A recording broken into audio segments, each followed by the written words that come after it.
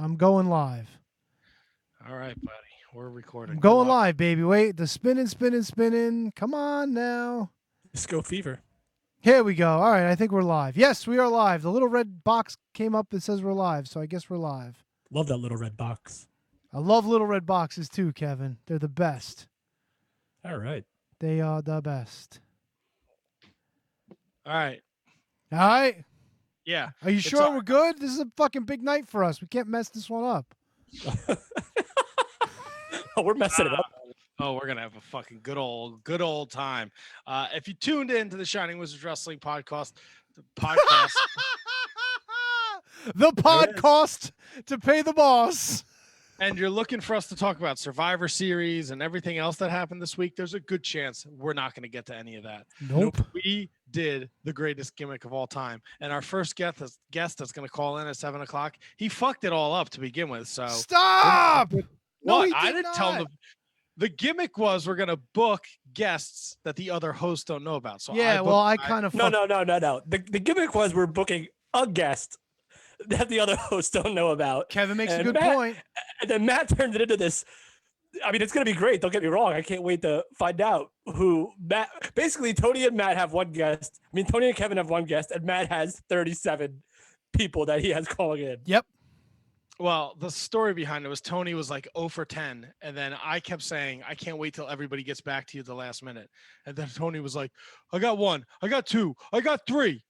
So I was like, oh, fuck it. Let's up the ante then. Let's fucking come correct with this little shindig. And then the reins were off, and I was just like a wild horse running free. Can't control you when the reins come off. But, hey, man, this is 9 years, baby. What episode number, though, by the way? 508, 509, I don't know. 8. Yeah, there we go. All right. Giddy up. I said we start this biatch. Yeah, we got a packed show. I know who's calling in. From my side, I don't know who's calling in from Kevin's side. Tony's guest already blew it for him, so we all know. Stop! It wasn't his fault, you hump. I mean, you think you would include that in the message that you sent. Do you realize how many people I reached out to? Damn it. My guest tonight was nice enough to respond and say, yes, I'll gladly do your 9th anniversary show. Unlike the other 400 people I reached out to who didn't even give me nary a look. Let alone a response. Can't even wait to get into that as to who you reached out to. That's going to be a fun little game. Oh, it's going to be a fun night, Kev. Don't worry. We're just getting started. Are we doing a little intro thing, or did we screw that up already, too? Podcast. What, yes. Like this is episode 508, the 9-year anniversary of the Shining Wizards Wrestling podcast. Shenanigans, good times, great hits, suck my fucking cock. Come on now. Here on the shot. What? It's a throwback to Opie and Anthony. Kevin didn't get it, but Tony got it. Of course I got it. Good times, great hits. Hey! It's all next here on the Shining Wizards Wrestling Podcast. 9-year anniversary spectacular. The following is a presentation of the Shining Wizards Network, broadcasting live on rantiumradio.com and available on all podcast platforms and at shiningwizards.com. Follow us on social media at Wizards Podcast. Get our merchandise at merch.shiningwizards.com. Shop at Amazon at amazon.shiningwizards.com and become a patron at patreon.com/wizardspodcast. As always, we thank you for your continued support. And now, enjoy the show.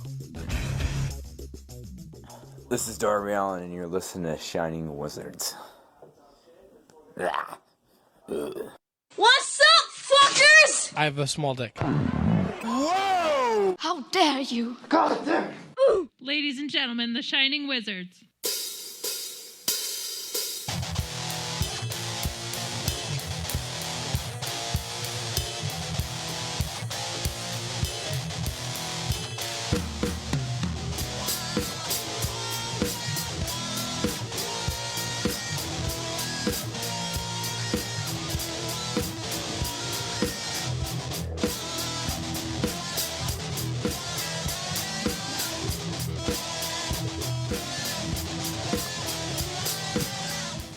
Ladies and gentlemen, welcome to the Shining Wizards 9th Anniversary Spectacular! Little Justin Roberts for you, where of course it's wrestling talk. And talk about wrestling. Tony! Matt! Kevin. What's going on, boys? It's a big anniversary for us. Is it? 9 years, baby. Is that tonight?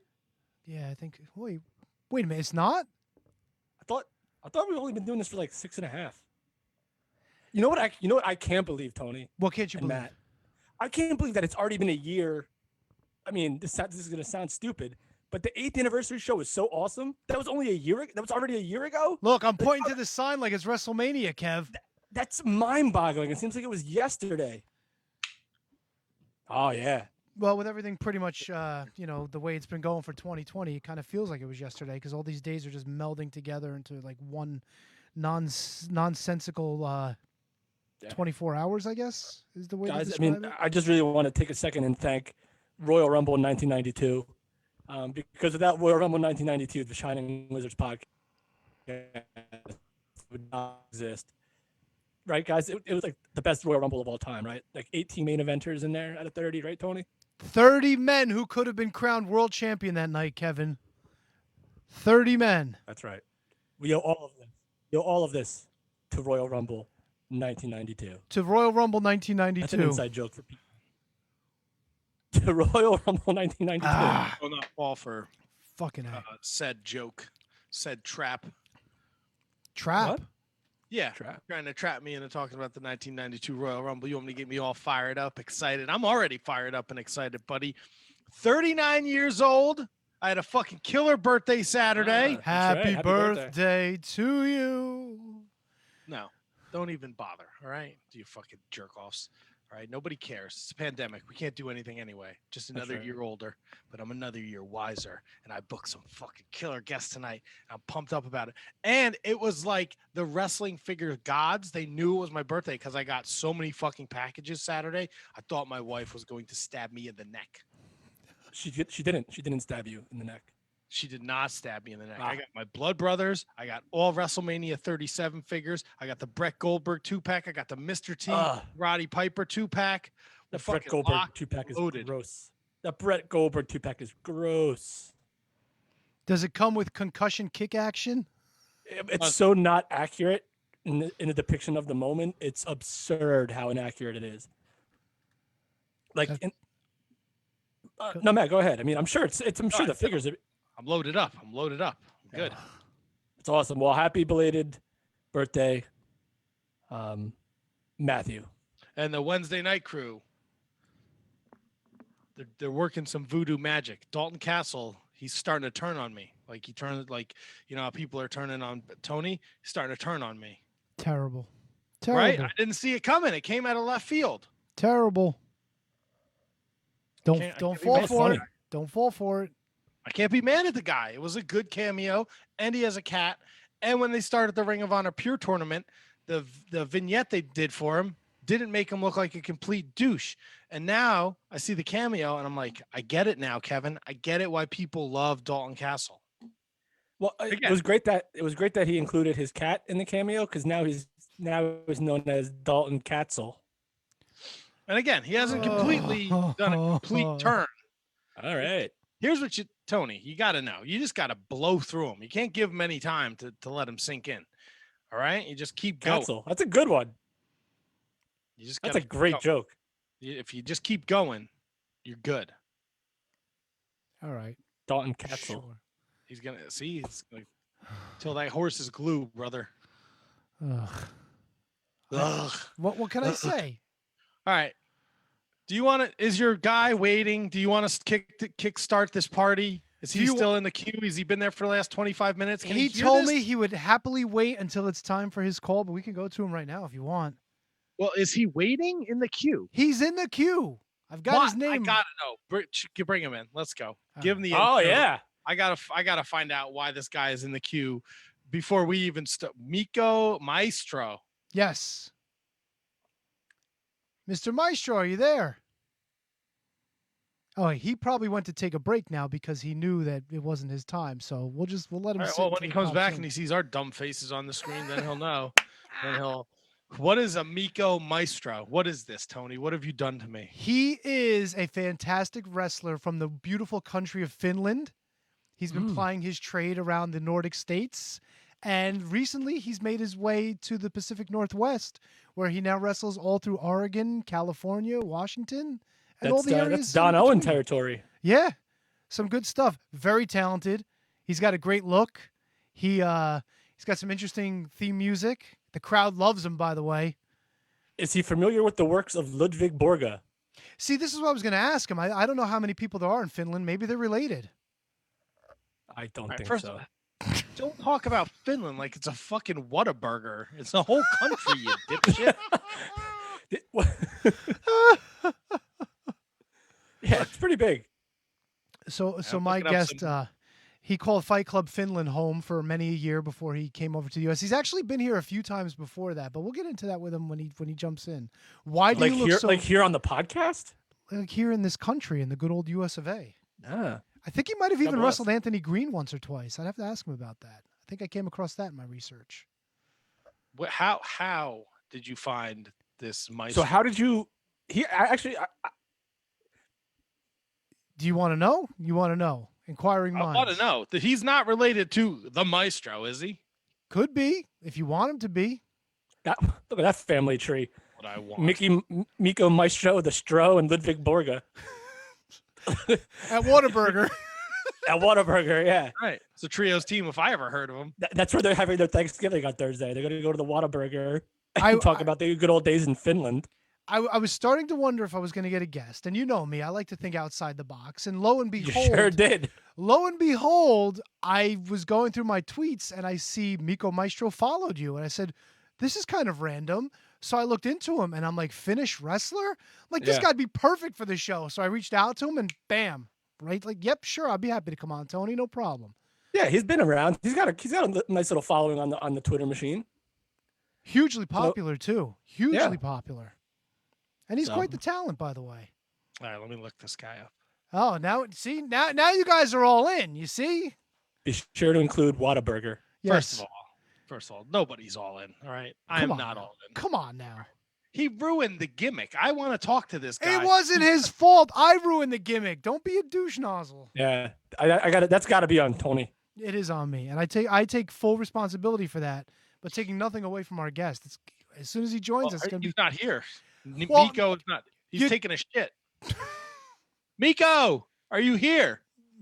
How do you say taking a shit in Finnish? Does he speak English? No, he's got his translator with him. Oh, really? No, he speaks Oh. English, probably better than you Okay. do, you stuttering prick. I was gonna say that. What is this? What is this? An Impact interview? He's got his translator with him. Yes, Actually, Ross Tony- is calling in 2 minutes. Tony made a great point, though. He probably does speak the English language a little bit better than Matt. Oh, I mean, that's not saying much, though. saying a lot for this show. It is if he's from Finland. Yeah, come on. Let's look up. I'm gonna look up. It's not like Finland. he's from Jersey City or something, you know. The No. mean streets of North Arlington. There you go. All right, I'm gonna look up taking a poop in Finnish. All right, let's. It's a country in Europe. That's very exciting here. Is that what they speak? Finnish? Or is it Dutch? It's between Sweden and Russia. Kazakhstan? No, Russia.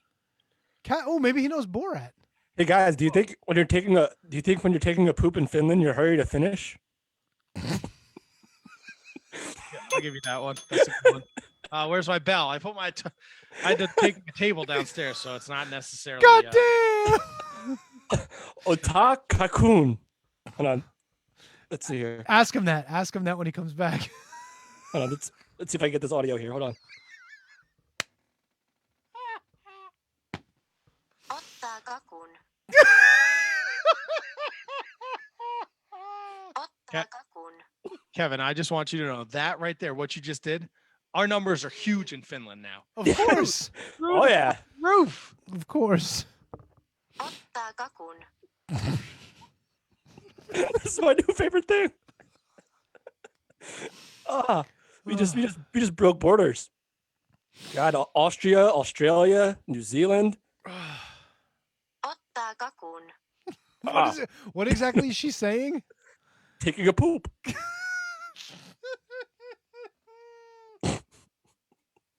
I like it. I like it. He's got a t-shirt, Mikko Mania. Mikko Mania's running wild in the US of A. He's got fanny packs too. He's got beanies. Kev, he's got snapbacks. Ooh, Told you had you. me at fanny packs and snapbacks. There you go. If you go over to Sorry. brainbustertees.com and search up Mikko Master, you got a whole array of goodies there. Yo, my man's got a pro wrestling tee store as well. Yeah. Where is he? He's Ulatakun, or whatever Kevin. Hold on, wait.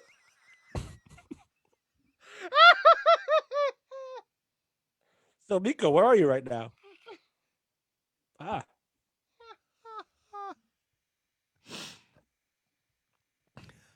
No? Nope. Nothing? Silent but deadly? I can see you all, but I can't hear you. Oh, that sucks. That's probably a good thing. Come on, Mikko. What are you doing, bro? All right, Mikko's You microphone. know what he's doing. Fucking mic is muted. Unmute his mic. Atuka I didn't do it. I think he did it. He might No, be now trying your to. mic is muted. Oh, you can't hear. Wait. Oh, Can't hear crud. you. All right, now you can. Yes. Okay, so I don't know. The problem is he's got to unmute it himself. He says he could see us, but he can't hear us. I'll tell him to unmute it. Okay, I think he's Let's see, coming how do on. you say unmute your mic? Yeah, And he can hear finish. us, right? How come we can't see him? Mikko, I want to see you. Ottaa kakun. There he There he is. Ah! Mikko, looks can you excited. hear us? Oh, he's got Teddy Long internet over there in Portland. Hey, they're in the Pacific Northwest. You got to give him a chance. The sun's still up. What's he make? What are you making a face for? Mikko, can you hear us? He's the holster, brother. He's doing the Turn your- Mikko Mania gimmick. That's what it is. Oh. We're rolling the year 9. You got to turn your volume up. Who, me? No. Not you. Jesus Christ. Mikko, you look good.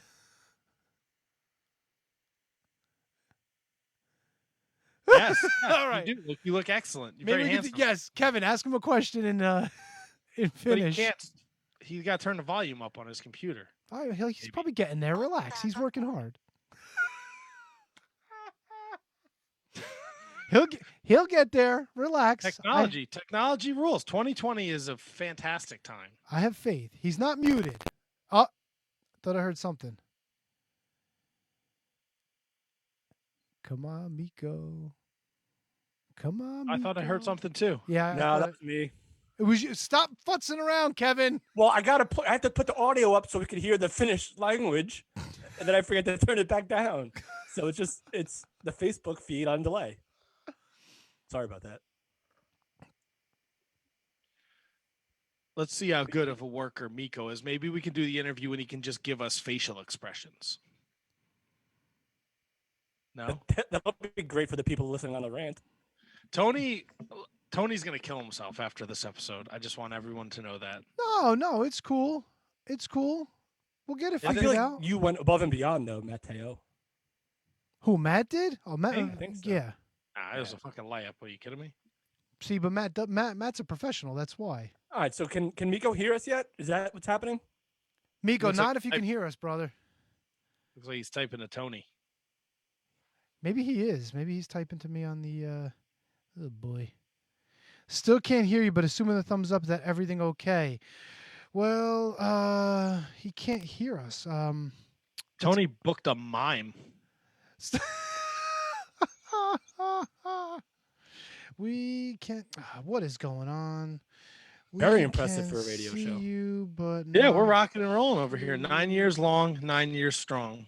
First mime ever. Does Mikko know how to use the Zoom? Maybe it's a Yeah. mime year anniversary. We can't hear you. No Thumbs audio. down, Mikko. This stinks. I was actually looking forward to getting to know Mikko. I want to as well, dude. I've been researching Mikko all day. Is the phone option a thing? Oh, he said 1 second. He's going to try something. He's going to use the Mikko Mania, brother. Oh yeah, it's running wild, baby. Yeah, I could let him know if he wants to call in. Yeah, let me do that. That's a good idea, Matt. I like the way you're thinking. You know what? Once in a while, I have a good idea.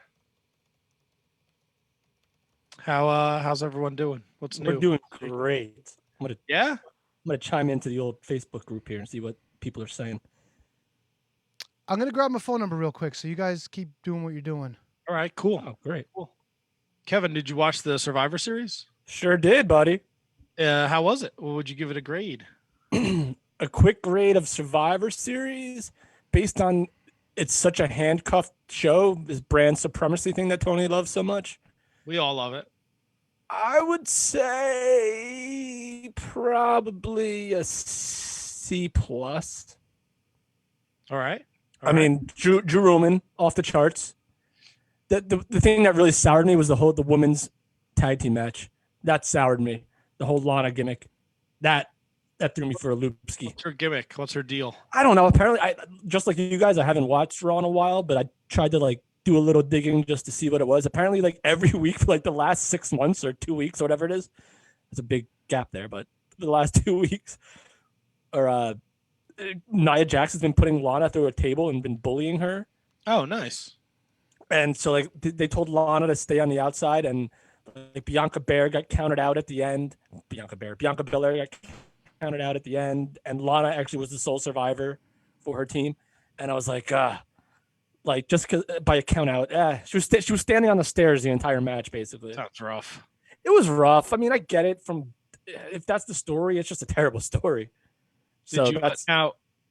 Sorry, Kevin, I don't mean to cut you off. Tony, just so you know, 11 minutes, somebody else is calling in, so we got to figure out this Mikko thing. Okay, buddy? I just sent him the phone number. Hopefully he gives us a call. It's going to be audio, and maybe he keeps the camera on, but it should work. Fine. I'm just letting you know. How about the Undertaker thing, Kevin? Did that hit you in the feels? It did, but it was so weird. Like once all like they made the announcements of all like the guys, like the legends that come out and like say what's up, they were gone.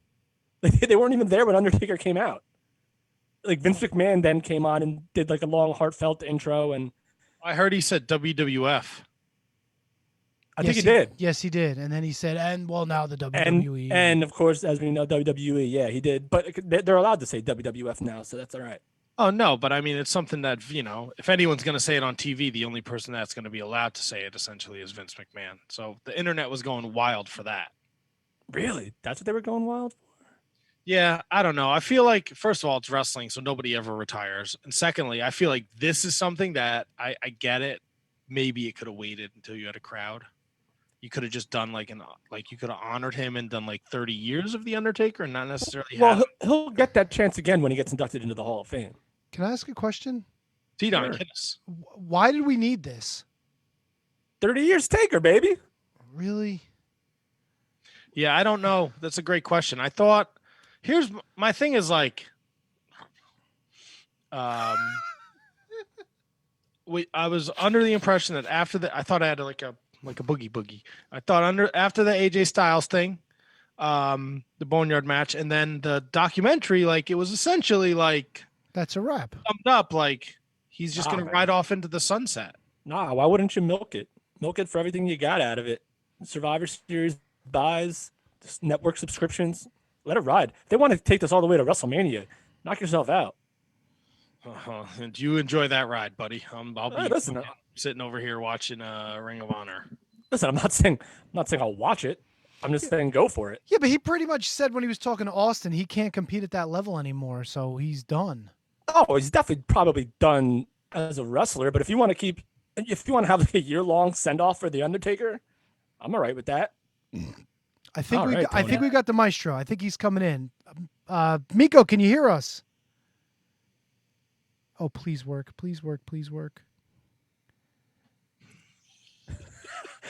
9 years of the Shining Wizards Wrestling Podcast, brought to you by Manscaped. Manscaped, shave your balls. They'll thank you. Not like Zoom. Zoom hates us. Mikko, are you with us, brother?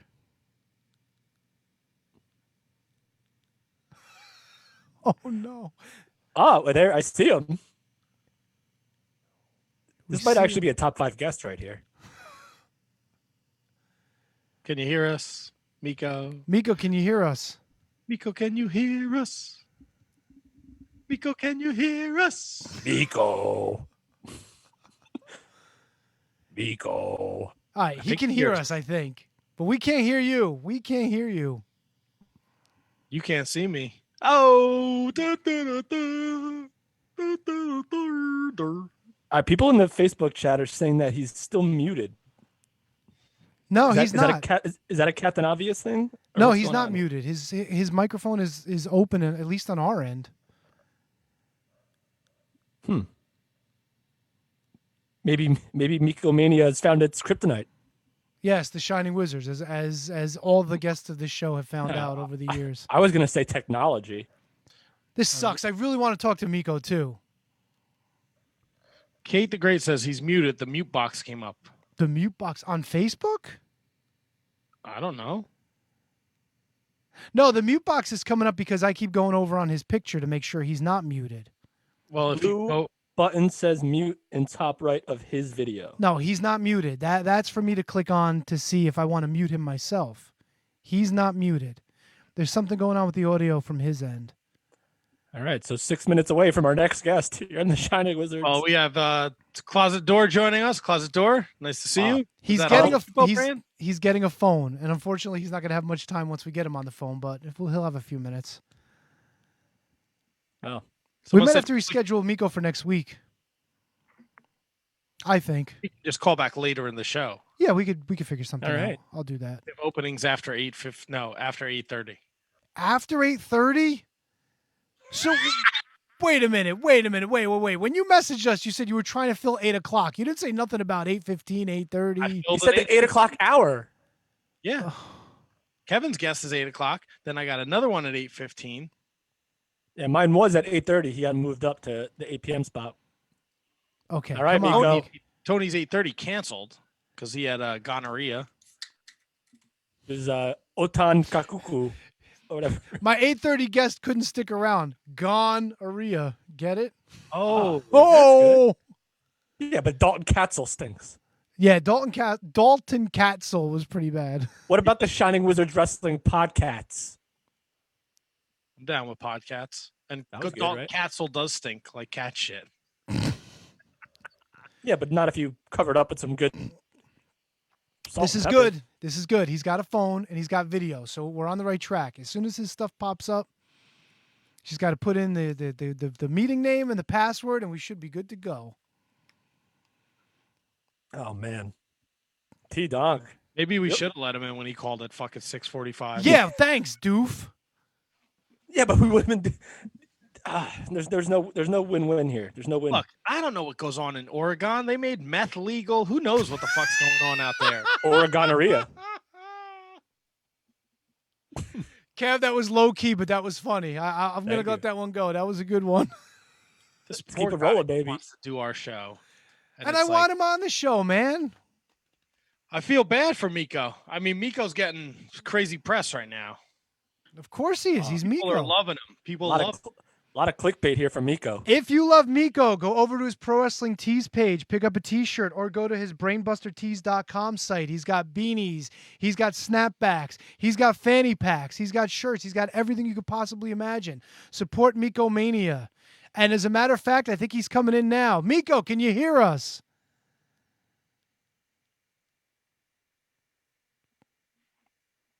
Hello. There he is. We made it. Finally. Sorry about that. I have no idea what's going on. I'm glad to be here. The internet's pretty bad over here in Portland, Oregon, apparently. But I made it. That's wow, okay. 9-year anniversary of the Shining Wizard podcast. I am the first ever Vinny's guest of the show, if I am correct. Yeah, I think he is. You're very correct. Kevin, hit him. Hit him with the thing. Oh, I don't have it saved still. Oh, forget it. Come on. Oh, wait, hold on. Ottaa kakun. Kakku. Something about cake? Ottaa kakun. What does that mean? It's there is like kakun, like cake. What's the, I can't hear the Cake. beginning. Cake. Hold on. Ottaa kakun. Ottaa kakun. Takes the cake. Take the cake. All right, so that's even better. So listen, the first guest of our 9-year anniversary Shining Wizards Wrestling podcast takes the cake, baby. Terrible. That's an Absolutely terrible. excellent observation. The pun doesn't really translate in Finnish, but thank you for the notice. Well, listen. I don't know if you know a lot about us. We're pretty much childish. were in our late 30s and early 40s and were really childish. So we thought that I wanted to put in taking a poop in Finnish and how it would sound. And it came up as takes the cake, apparently. Yeah, there's one letter is different. That's the thing. It's ottaa kakan, takes the poop. That's what you were looking for. Takes the poop. Well, just for clearing that up, you certainly do not take the poop. You take the cake, baby. T-Donk, fire away. Mikko, unfortunately, we have a guest coming up in the next few minutes unless Matt can push him off for a few. No, he's making a face. Oh, bummer. Oh, no. Oh, I just finally made your line. Oh, my goodness. But we have time. Like happy 9-year anniversary. Yeah. So, Mikko, I was doing some research on you, and we'll just get to the basics as much as we can. I know that you were in the FWF in your home country, and you wrestled around parts of Europe. But what made you decide to come to the States? I know that you've been in the States for about a year or so now. Yeah, well, the wrestling scene is just fantastic over here. I used to live a little bit in Riverside, California. Actually, I did my first tour here in the States back in 2015 in the Bay Area, Oakland, San Francisco. You might have heard of All Pro Wrestling and Hood Slam. So, I don't know, it's a nice change of scenery, you know. Unfortunately, for the past year, most of it has been under the pandemic, so haven't really got the chance to enjoy the home of the brave, land of the free so far. But yeah, it's just different life circumstances brought me here in Portland, and now I'm a happy home owner, so I might be staying here for a while. That's awesome. Congratulations. Thank you. I was going through some of your pictures on Instagram, and I came across a picture of you with. It actually wasn't you. It was Frank with your T-shirt with Pat the NES Punk. You're a video game guy? A little bit. Now that I've been doing the social distancing, I had to entertain myself, so I brought back my N64. You know, so I don't know much about modern gaming, but I do enjoy the old ones. I don't know if I enjoy the games or just the nostalgia. You know, some WCW, NWO Revenge. That's my kind of game. You know. Oh, this is my kind of guy. And actually, on Thursday, I finally beat. I don't know if you guys play Nintendo. I'm more like a Nintendo guy. I always had NES, the Super NES when I was growing up. Yeah. So I beat the Super Mario Brothers Lost Levels a couple of days ago, and I'm actually pretty proud of it because it's like the hardest game I ever played. Yeah, Lost Levels. That's just anything for you about that. Lost Levels is rough. A lot of people don't realize that was supposed to be the U.S. release of Super Mario Brothers 2, but they felt that it would have been too hard to be released, at least here in the U.S., so it only got the Japan release, which is why we got the Super Mario Brothers 2 that we got, which was more a little, cartoony with Princess and Toad and all the extra characters. Little history. Yes, indeed. Little history for everyone. Can you tell me about your love-hate relationship with Starbuck? Oh, so Starbuck, he's the godfather of Finnish wrestling. He started wrestling in Canada. He was trained by Lance Storm, in the mid-90s. And then he moved to Finland, and he was the booker of the very first Finnish wrestling federation called Valhalla Pro Wrestling. And he started training wrestlers over there. So Starbuck is the man who also trained me, but ended up, since I was starting to get, I started getting the crowd behind me, he kind of turned on me, so we still had this mentor relationship, but, it kind of, backfired. But they all ended up, great. We were wrestling in front of a crowd of 400 people, 30-minute Ironman match, and that's the match where I first time won the Finnish Wrestling Championship, which is actually the only championship we have in Finland. Back when I started wrestling 10 years ago, it's funny, actually, we only had one promotion and one ring in the whole country. And those who don't know about Finland is about the size of California, and we have about 5.5 million people living there. Jesus. Yeah, it's a small place. It's a big place with just a lot of people. California's huge. Yeah, it's a huge place, but nobody lives there. That's the problem. No, it's like a Whataburger. Really? I don't know, just to tie it all back. He missed the first 10 minutes of our conversation. No, you thought there was Finland was the size of a fucking dumpster, Tony. You were like, yeah, nobody lives over there. Did I really say that? Did I say that? Don't he throw did me not under say the that. bus. Come You on now. disrespected Mikko's No, land of love, the Tony did beautiful not. Finlandian flag, and the vodka. How dare you? Vodka. I Yeah, have vodka in Speaking of Finland? Finland, do you guys remember Ludwig Borga from the World Wrestling Federation? We were just, Okay. Yes, we do. that was going to be my one question to you. Tony was going to ask 6. I was going to ask 1, and it was going to be about Ludwig Borga. You know, actually, funny thing about Ludwig Borga is that we actually voted him for our parliament. Yeah, Yes. In Tony Finland, Hawk. yeah, Tony Hawk, and he starred in Die Hard 3. So he's like our biggest wrestling star. He's our Dwayne The Rock Johnson. Unfortunately, he passed away about Yeah. 9 years ago, but Yeah, yeah, he's the man. Let's hope The Rock has a better ending of the story here. So Hope so, yeah. yeah. So wait, so Ludwig Borga is a legit like superstar for you guys? Oh, he definitely was, but you know, he did some controversial stuff while he was a politician. Right. He wasn't. I don't want to get into politics too much, but one No. thing he said, like about immigration, is we should put a stamp on their asses and send them back where they came from. So you know, yeah, his last like 5 or 6 years of his life were kind of like downward spiral. But on the early 90s, you know, when I was like born and growing up, he was. We had the Gladiator show, as you have over here, the American Gladiators, and he was a big star because of that show. Really? So wait, Yeah, he was called the Viking. so was he in WWF first before he was a big star, or was he a big star and then came to WWF? It's funny that people didn't really acknowledge his career in WWF at all, because around those times we didn't have wrestling on TV. So people didn't really realize how big, you know, Borga was, you know, back here in the States. People always told him about as a boxer, because he used to box too. Right.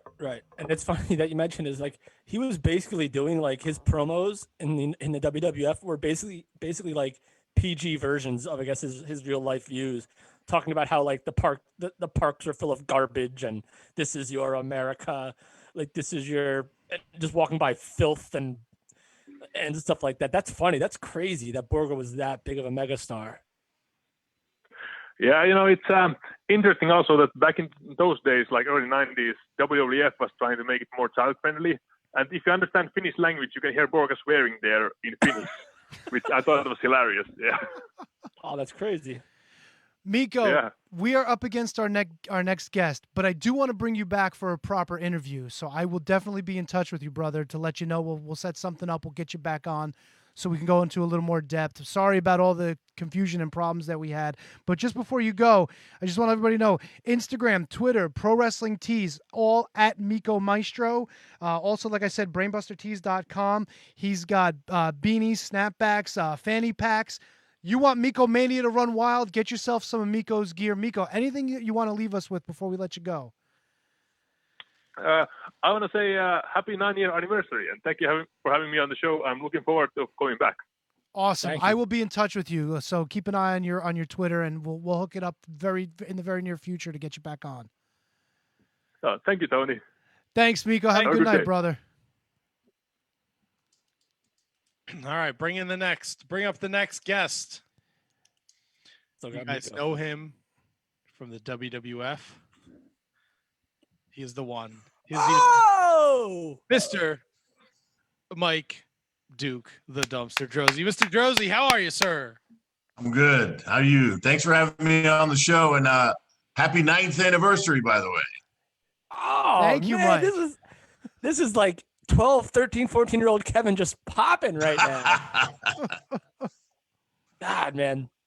Thank you so much for being on the show. How are you doing? I see your Facebook presence is immense now, more than it's been in quite some time. How are you feeling now getting yourself back out there these last couple of years? I've been truly enjoying it.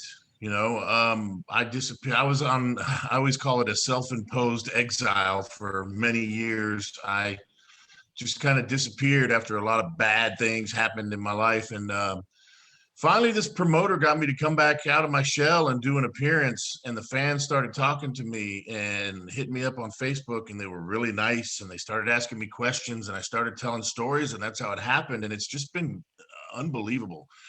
So I'm just enjoying it and I'm having fun with it, this time. Unlike the first time around, wasn't so much fun in the wrestling business. It was so much nonsense you had to deal with when you were trying to come up in the business. And now it's just for the fun of it. And I enjoy it that way.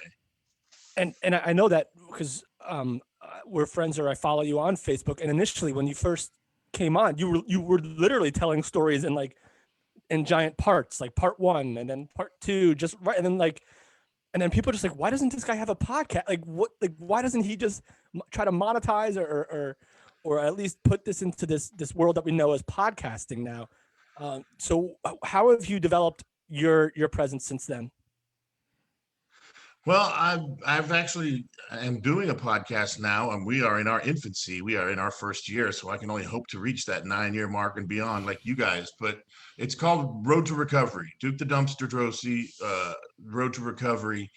It's kind of based, I'm in recovery from substance abuse and alcohol abuse and all that good stuff, and that's kind of a passion of mine, is talking to people and helping people through situations. And the podcast is not just about substance abuse recovery. It's about recovery from any difficult situation. And we've had people on there with eating disorders. We have somebody on this week that's coming on talking about their recovery from obesity and how they came back from that. We've had people talk about toxic relationships. I mean, all kinds of adversity and just how people find redemption from those situations. That's what our podcast is all about. Wow. And you guys have like a whole network, because I know like the Unmasking with Del Wilkes is on there. I think Glacier has a show. Mm-hmm. Avi Klein has put together this cast of characters that's just unbelievable.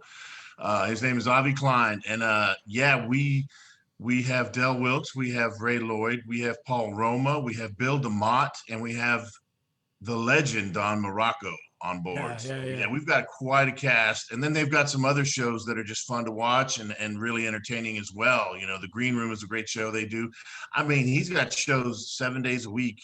Some days he has 2 shows. So yeah, this guy Avi Klein has really kind of touched the pulse, I guess, of the podcast world, and we're all just having fun with it. He's picked a lot of people. He handpicked, as he puts it, individuals that he feels have good character and are nice and are stand-up individuals, not just because somebody was famous or something like that. He picked people that he felt had something to give, and I'm glad I got to be a part of it, because we're just having a blast. So, and I'm sorry, Matt, go ahead. I was gonna say the Road to Recovery is every Friday night, 6:00 Eastern, 5:00 Central. It's on Twitch. It's wherever you get your podcasts. It's on Facebook, so you can watch. Mike is doing great things over there with. And it is live and it is fan interactive every week. Absolutely. That's awesome. So let me ask you this: you were in the WWE around the time. Obviously, Undertaker really never left. So, Undertaker 30. Thoughts on that? Thoughts on him, and thoughts on the people that they kind of brought back: Savio, the Godwins, Godfather. Any thoughts on the Undertaker and his legacy to the business while you were there? A man much deserving of all the respect that he's gotten and more. A legend in this industry, in the wrestling industry for sure. They brought back all those guys from BSK. Absolutely. That was that group, the original group. I used to love tagging along with them and going to the bars, but that was the group. They brought him back together for that. And I guess this is his last hurrah. We shall see. I'm still hoping for an Undertaker Stone Cold Steve Austin WrestleMania match before it's all said and done. Austin's out there somewhere getting in really good shape. So I'm kind of, that's my dream match. I want to see them both get in great shape and do it one more time. But that was supposed to be Taker's last match. I guess we'll see, but you know how the wrestling business is. But I'm glad to see Mark go out like that, because he is deserving. He truly played the game the right way. He understood how this wrestling business works. He always, if need be, he reinvented himself so many times and always stayed relevant. He was always a moneymaker. He was always a main event guy. Didn't need a championship belt to get over. And he's just, as they say, he's an icon in the wrestling business. So yeah, he deserves all the accolades. Awesome. Yeah, absolutely. And look, you are a legend in our minds. I mean, look, growing up I'm watching a legend in my own mind too sometimes. growing up, WWF, Duke the Dumpster Droese, I was all about it, man. You had the fucking garbage can, you were kicking ass, taking names later. I loved it. And it's just an honor and a pleasure to get to speak to you and have you as part of our 9-year anniversary. So I did want to thank you because you definitely impacted little Matty Bowman when he was reading his WWF magazines. Was a little annoyed that WWF never made a Duke the Dumpster Droese action figure because I think he would have crushed a couple guys in my Fed. Yeah, it was unfortunate. I was there during the dark ages of the new generation era, and they weren't making much merchandise at all. Pretty much just 4 or 5 guys had merchandise, and it was like shirts, and they weren't even doing the video games at that time. They were doing nothing because Vince was just trying to save money for legal costs, I believe.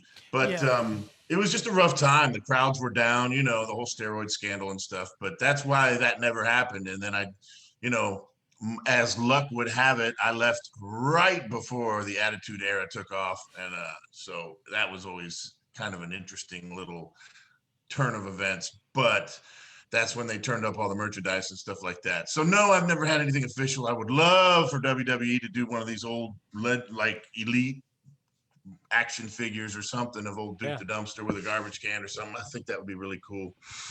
So who knows? We'll see.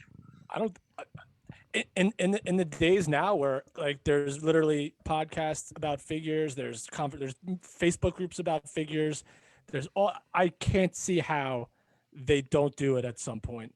That's just someone who's very in tune with the figure community. It's got to be done. So now when you were there, like you mentioned, the dark ages of the new generation era, as you called it, we were still young, so we enjoyed that kind of stuff. How do you feel when people lump Duke the Dumpster Droese into that era of the Bastion Boogers, of the Goons, of the Mantars, and this and that? Is there anything there that you could hang your hat on? Because there's a certain generation that really does appreciate it. Yeah, and I knew what I was getting myself into. I knew exactly what the business was. I studied it very closely before I took my shot to get hired, and I came up with the Garbage Man character before I ever went up to Vince McMahon and talked to him. Yep. I put that whole thing together because I saw the writing on the wall. I saw the characters that Vince was pushing. I mean, it turned out to kind of be cartoonish and a goofy character, and there was a lot of those at that time, but I was there. I got to enjoy working for that company and with the talent that was up there, that talent roster, some of the greatest of all time. And it was just a great experience. It was a great experience. And if I didn't want to be the Garbage Man, I wouldn't have brought the gimmick up there with me. Well, we love the gimmick and we love you for joining us, Mr. Droese. We'd love to get you back on. We have more time. We have a jam-packed 9-year anniversary show, but we do appreciate you taking the time out of your busy schedule. This is like a check mark in the box. Like we talked to Duke the Dump. This is awesome. This really does make like such a. He's gushing. He's really gushing. Guys, really, I appreciate you having me on. Thank you very much. I'm so honored to be part of your 9-year celebration. And absolutely, anytime, man, just hit me up. I'll come back on the show and we'll shoot the breeze, if you will. And so thank you again for having me on the show. Thank you, Mr. Droese. Enjoy the rest of your night. We'll talk later. We'll definitely set that up because I think we've just scratched the surface with you. Sounds good. Thank you. Duke the Dumpster Droese. That is awesome. We are rocking. We are rolling here on the 9-year anniversary show. Tony, do we have our next guest? Is he in the queue? Yes, we have him in the queue right now. Let me see if I can get all this hooked up. Yes, here we go. Here we go. It's an ECW original, Mr. Chris Hammrick. Woo! I can't clap, but I'm clapping in my head. I can't clap. Why can't you clap? Because I'm holding the microphone. How are you? Can you hear us, Chris? No, we can't hear Chris. Chris is muted. Oh, here we go. I click the unmute. There we go. Chris, how are you? Good, man. How y'all doing? Great. Thank you for joining us on our 9-year anniversary show. It's an honor to speak to you, sir. Oh, stop it. Look, man, I love ECW. You're an ECW original. I'm fucking pumped to talk to you. So, you know, I don't know. You think I'm blowing smoke, but not contraire, my friend. I'm excited about this.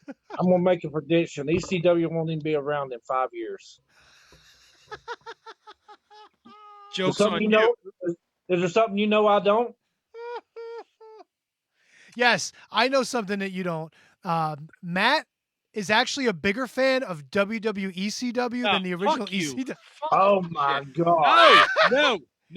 No. His favorite ECW world champion ever was Bobby Lashley. He swears up and down. I'll fucking drive to your house and choke the shit out of you. Hey, the funny thing about it is, if you think about it with that WWE ECW bullshit, how many of those guys could have walked in the ECW arena and got over? None. Very few. Yeah, maybe Batista would have. Maybe. You don't think? You don't think a big guy like Batista wouldn't have got over? Come on, he could have been a monster. No? I know you're old. Maybe. But anybody else?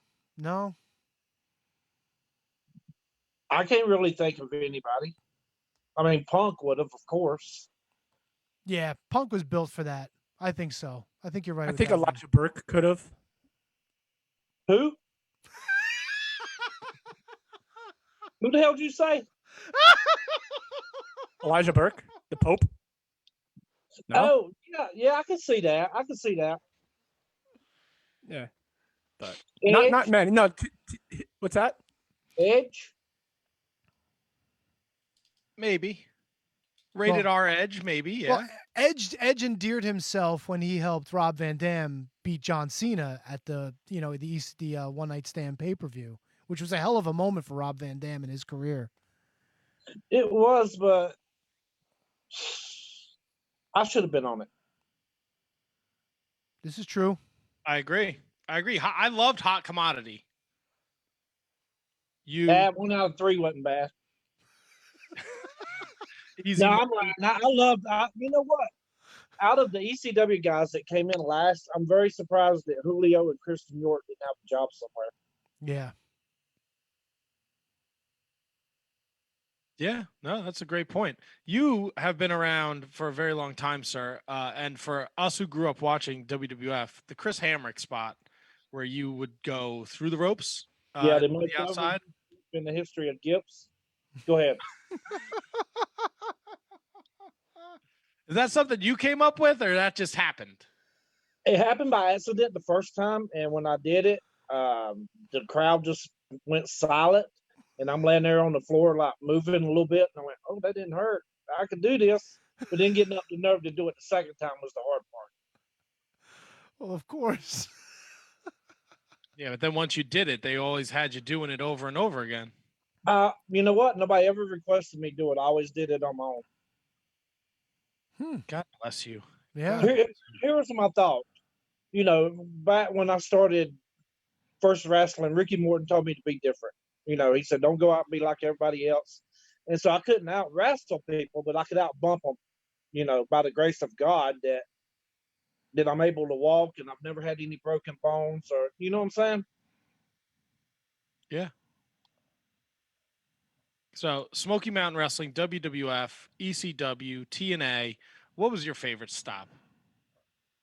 Well, ECW, you know, without a doubt, just for the fact that it was ECW. But be honest, I had more fun. Well, not really more fun, but I felt more with ECW. I felt limited to what I could do, which was stupid on my part because I was brought up to, you know, where you come in and you do a little at a time instead of come in and try to do everything that you know. And what the ECW mentality was, you know, see if you can top this. Right. And I didn't really realize that until ECW was over. But with SPW, I felt more freedom because I could do whatever I wanted to do. You know what I'm saying? Yeah. Like I still had the mentality in ECW of making the other guys look good. And it showed if you go back and watch those ECW TV matches and the pay-per-views. I mean, you were so much fun to watch. And even as you progressed after ECW and TNA and XPW, You were fantastic. So So I I was never in TNA. I don't know what you're coming up with. You weren't the Crimson Dragon? Watch your mouth, buddy. Nobody knows that. Kayfabe down. What is wrong with No, you? I knew him. We were good friends. Oh, okay. All right. Now, My apologies. Let me tell you the story of this, right? I go and I do the tryout match, and they told me, they said, well, we definitely want you.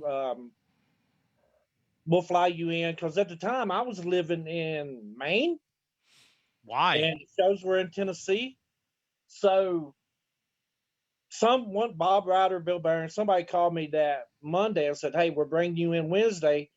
Well, before I left, they came up and they said, Jarrett's been looking for some luchadors, and you fit it perfect the way you work. Would you be offended to wear a luchador outfit?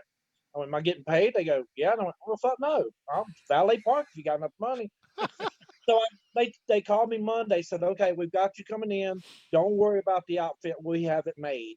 So I walk in, they give me the leather outfit, same as ECW, name, and a white mask. And I went, yeah, they ain't nobody going to be able to tell this is me. Fucking Ray Charles could have seen that was me.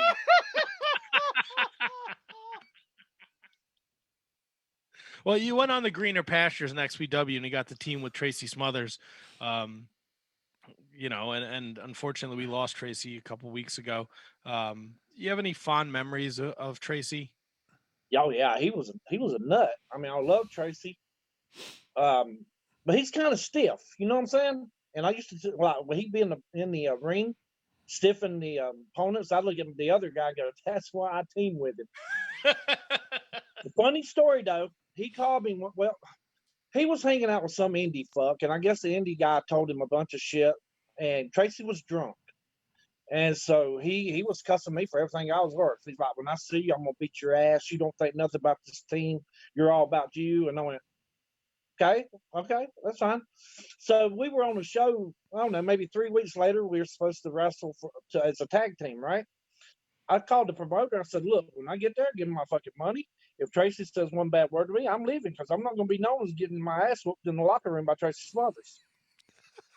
Well, I go to the show, I get my money, and I see Tracy walk in with a couple guys. And Tracy go like, man, hold on, I'll be with you in a minute. So he comes over to me, and I'm thinking, oh, God, there's nowhere to run. Fuck. I could faint, but I don't think he'll bite. And he comes up, he goes, man, he said, I have no words. He said, I can't even tell you how sorry I am. And then when I was relieved, I was like, well, Tracy, I thought I was going to have to shoot on your ass. I just want you to know that. And we were fine after that. That's hysterical. That's a great story. You got to do the fake Triple H thing with Booker T. I did. How fun was that? It was fun because I'm standing at the curtain and at the gorilla position for, all smart people. And Vince is over there at the table, and I don't know who else. And when Triple H's music hit, the place exploded. And I looked right at Vince McMahon before I walked out and went, I'm over. And then I walked out and did it. Oh, that's fantastic, Chris. You are a treasure, my friend. I was so excited to talk to you. This is excellent. You're still going. Before COVID, you were still wrestling. I know you worked some Johnny Swinger down in the Carolinas, and you wrestled. I want to say last year, in December or 2 years ago.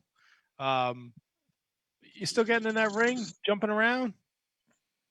Hell no, shit hurts now. I would love to be an agent for somebody. I have a couple of indie groups that brings me in to be agents to their matches. And to me, I'd rather do that than get in the ring. Because, I've had my time as a wrestler. It was fun. Trust me, I wouldn't take nothing back. But I stopped. I got a little girl. I got a daughter who's 14 years old. And when she was young, it was good because she didn't know I was going anyway. When she was 3 months old, I had to go to England and Canada for a month.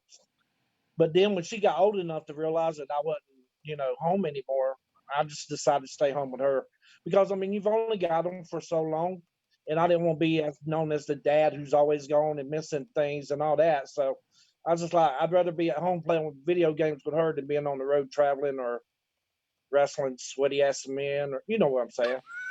No, absolutely. Family first. It's it's an underlying story in that new Andre the Giant book where he regrets that he never got to have a relationship with his daughter. So I think you made the right decision. Although a 14-year-old daughter might be worse than bumping around with a bunch of sweaty, gross men. Nah, because when she starts dating, I'm just going to show him videos of me and New Jack, and I'll be like, I know New Jack, and he will whoop your ass. That sounds like a very intimidating. Have him on speed dial. He is a very intimidating. I stood next to him once, and it was the scariest moment of my life. But why? Why? He's just an intimidating presence. That's all. He had like a vodka cranberry. He's, growing up wrestling fan. You know what? I wrestled Jack probably 50 times, and he has never stiffed me. I mean, he knows deep down I'll whoop that ass because I'm a shooter, but we'll just keep that between us. Yeah, but come on. I mean, like we were all younger guys. I mean, you had the incident with Gypsy Joe. You had the mass transit incident. Okay. You had that guy in Florida that he stabbed 400 times. I'm going to explain every one of those, okay? New Jack, when he wrestled Gypsy Joe thought he invented hardcore. Yep. And he didn't want to work with Jack, and he punched him right in the ear. So Jack gave him a receipt. Maybe he went a little too far, but Gypsy Joe's the one that initiated the attack. All right, the guy in Florida, he froze up on Jack and backed him in the ropes. Well, okay, let's say that you're New Jack and you have this fucking reputation of being a hardcore gangster or even just a hardcore guy. If one guy gets a shot in on him and hurts New Jack, then that guy goes to the top and New Jack gets made fun of or, saying that he's weak or whatever. He's got to protect that image. And the guy, he didn't know what to do. The guy stiffed up on him. He wouldn't move, so Jack stabbed him. And he may go to the extreme a little bit, but he gets his point across. And, I mean, he's always got to be on guard because everybody's wanting to take that one spot. And all it would take is to whoop New Jack's ass in the ring, and you're going to be a major indie star anyway. Yeah, that's the truth. Chris, it has been an absolute pleasure. We didn't want to take too much time of your night. We got a packed show, but we appreciate you taking the time. It's honestly a pleasure to talk to you and have you celebrate our 9-year anniversary tonight. Hey, man, book me for the podcast. We'll do this for fucking 2 hours. 100%. I will hit you up when we're done in the next couple of days because we want to.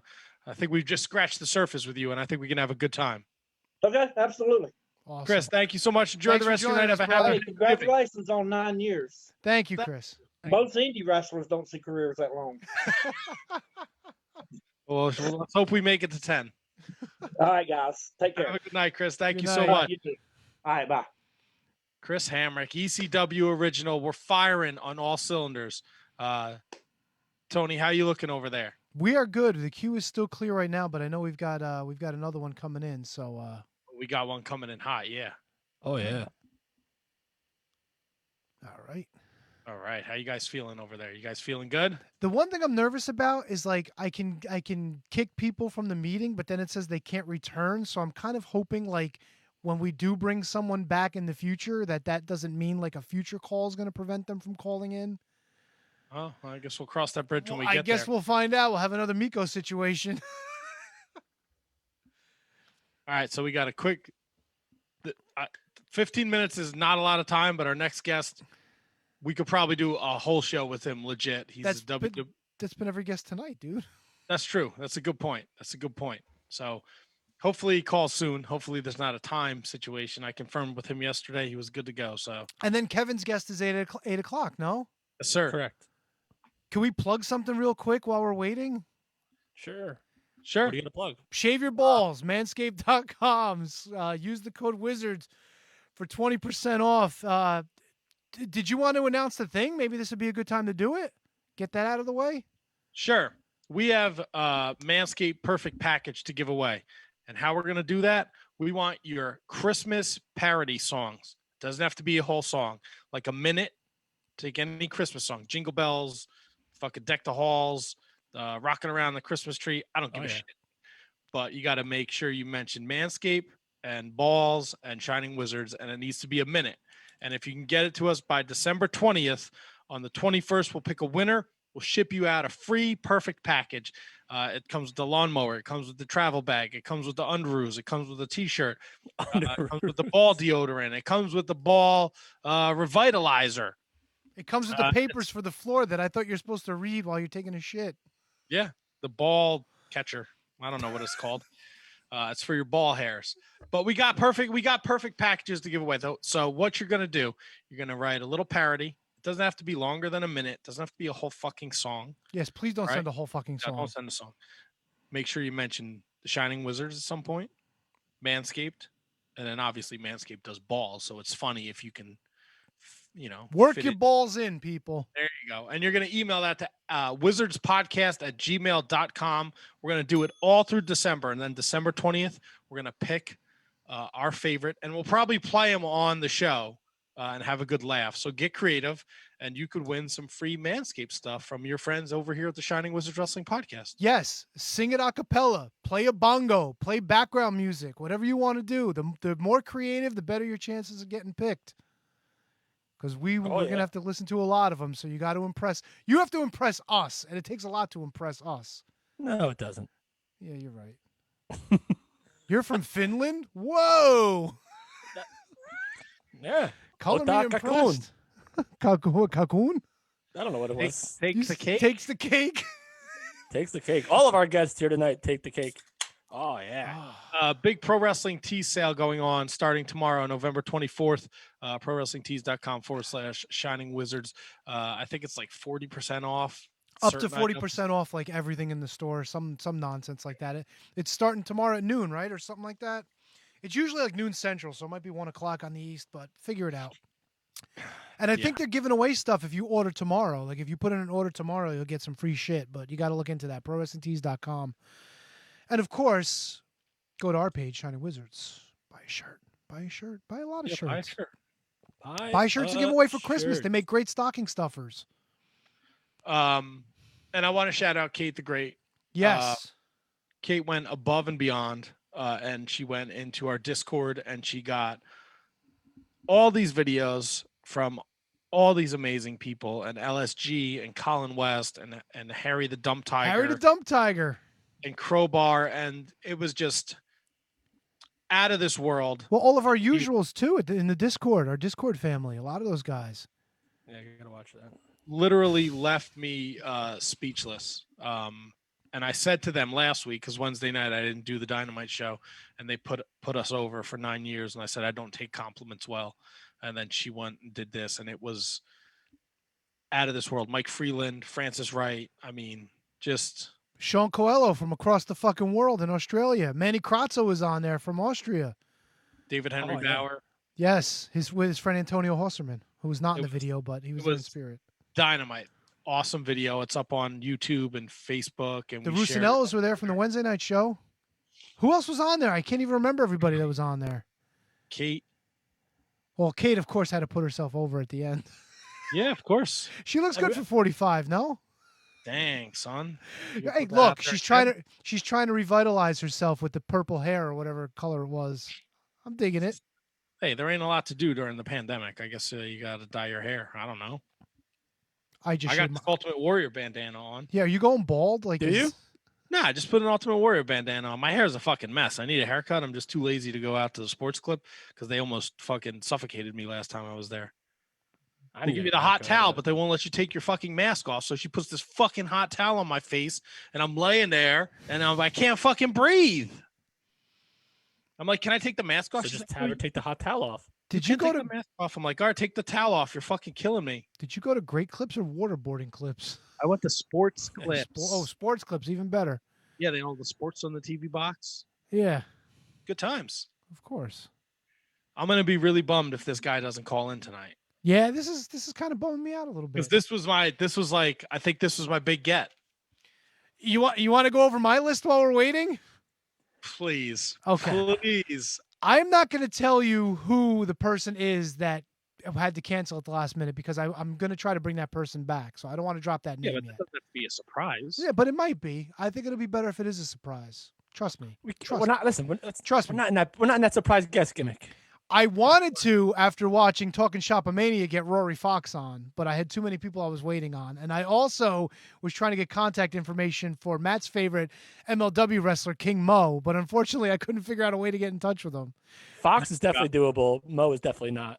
People I tried to reach out to. I reached out to that guy Smiley that everybody was pushing, and I didn't hear from him, unfortunately. Trevor Murdoch was on the list. Nothing back. Eli Drake, nothing back. Tim Storm, nothing back. Filthy Tom, nothing back. Vicky Guerrero, nothing back. And a surprise that you guys would have never thought that I would have reached out to, Orange Cassidy. Never heard back. See, I was shooting the moon. The very first person I tried to reach out to, though, you're going to get a kick out of this. You know I always go outside the box. Bruno Sammartino. Close, but no. Macaulay Culkin. I reached out to Macaulay Culkin, didn't hear back from him. I reached out to 2 people. Both got back to me. One is going to be on the show.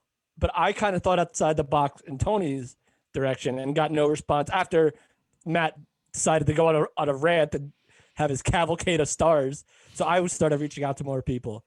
I reached out to Kevin Smith. Whoa! Nothing. I actually have always thought about trying to get him on, but I've never reached out to him. We can do it. We can get Kevin Smith on. Absolutely. We have enough spoons in the porridge to get Kevin Smith. He does podcasts all the time. It's just a matter of catching him in the right place at the right moment, and he'll be on board. And see, I don't know how, like I don't reach out for guests often, so I don't know the best way to do it. So I was if you had your messages open on Instagram, that's what I was doing. That's kind of like, I tried on Twitter, I tried on Facebook, I tried personal emails. I even set up my own personal Gmail account with the Shining Wizards on it, so this way they wouldn't think I was just some fucking crazy person trying to get him for an interview, you know? See, that's smart. Smart. I didn't think of that. Very smart. Yeah, I played SMRT. Yeah, but a lot of people were pushing for that Smiley when I opened it up, and unfortunately I did not hear back from him, so we will see if I do hear back at some point in the future. Matt, we've got nobody in the queue yet. All right. I mean, I sent him a message and let him know we were ready, so maybe. Well, my guess is literally has got to be 8 and to like 8:15, 8:20. You're good. By the way, Mikko said that we seem like a fun group of guys, and he's down to come back on the show, so. I actually got into that interview a little bit towards the end. I told you. See? And that one year I asked Matt for his birthday. I said, yo, I got reached out to by this 18-year-old kid from England. And Matt's like, sure, sign him up. Billy Norton turned out to be a good interview. Wow. That Billy Norton retired. Yeah. Well, he's got a family. That guy's got a family now. Does he have a family? Yeah. Well, he's got uncles and grandparents. No, he's got a kid, dude. And aunts. And he's got a kid and a fiance. No joke. Like, dude's moving and shaking. How old? Oh, that's right. They married young over there, right? Well, they kind of like bang like rabbits over there, it seems like. It's like Maryland. Yeah. When they get married as soon as they get out of college, they're married with a kid. When Chris said he lived in Maine for a while, who said why? Was it you, Matt? That was Matt. Undersold moment of the absolutely of the show so far. So who pulled Chris Hammrick? What's up? Who pulled Chris Hammrick? Oh, I pulled the last 2. Nice. I pulled Duke and I pulled Chris, and I did pull this guest, but we're waiting now. Which I mean, I wouldn't be mad if it got pushed back because he might be like a main eventer. I had a good one for 8 for whatever time it was supposed to come into. I was bummed when this person backed out. I was bummed. Who was it? Tell us. I can't Why? because they're in the Jim queue Ross? and I might be able. No. They're in the what? The community? They might be in the queue to come on like shortly, like soon, not today, but. Right. So what's the point? I want that guest to be a surprise. Oh. If we guess it, will you tell us? No, stop. No. If you can guess who I had calling in the next 4 minutes before Kevin's guy, I'll tell you who it is. Well, let's see. You had Chris Hammrick. You had Duke Droese. Is it a current wrestler? No. Ooh. It's not. Is it Ricky a first-time Morton. guest? Have you ever had him before? It is a first-time guest. Ricky Morton. No, it is not Ricky Morton. Is it Robert? Hoot? It is not Hoot. That was a good guess, Tony. Very good guess, Tony. Jimmy Hart. It's not the mouth of the South. Tony Atlas. It is not Tony Atlas. That'd be a good fun get though. He could step on our face. I'm trying to think like who we've had on recently that you could have. You got worked Cornette. through to get. What? You got Cornette. I did not get Cornette. God damn. Is it a Conrad guy? No. Wrestler or somebody else in the business? No, it's a wrestler. Tully Blanchard. Finally. Tully, no.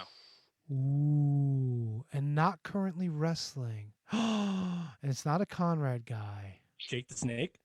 Oh, It's we've had not- Jake the not Snake. No, Jake. We've had Jake. We've had DDP. We've had Brutus. Greg Valentine. It is not Greg Valentine. That would have been a good get though. Reach All out right, to what Andrew Anderson. predominantly where is he famous from? WWE or WCW? Or ECW? Nope. Or AWA? Rick Martel? It is not Rick Martel. No Rick way. Martel- I've tried Rick Martel many times, and I've Never gone gonna many happen. different avenues. He does not do interviews at all. Yeah. If you get Rick Martel, you might as well play the fucking lottery that night. Well, that's all. That's why I shot. That's why I took a guess. It's not Rick Martel. God damn, old you actually had the Marksy. balls to reach out to Kevin Smith. I'm so jealous. He's always been in the back of my mind, but I never pulled the trigger on him. Like I took like 2 or 3 different avenues to get him too.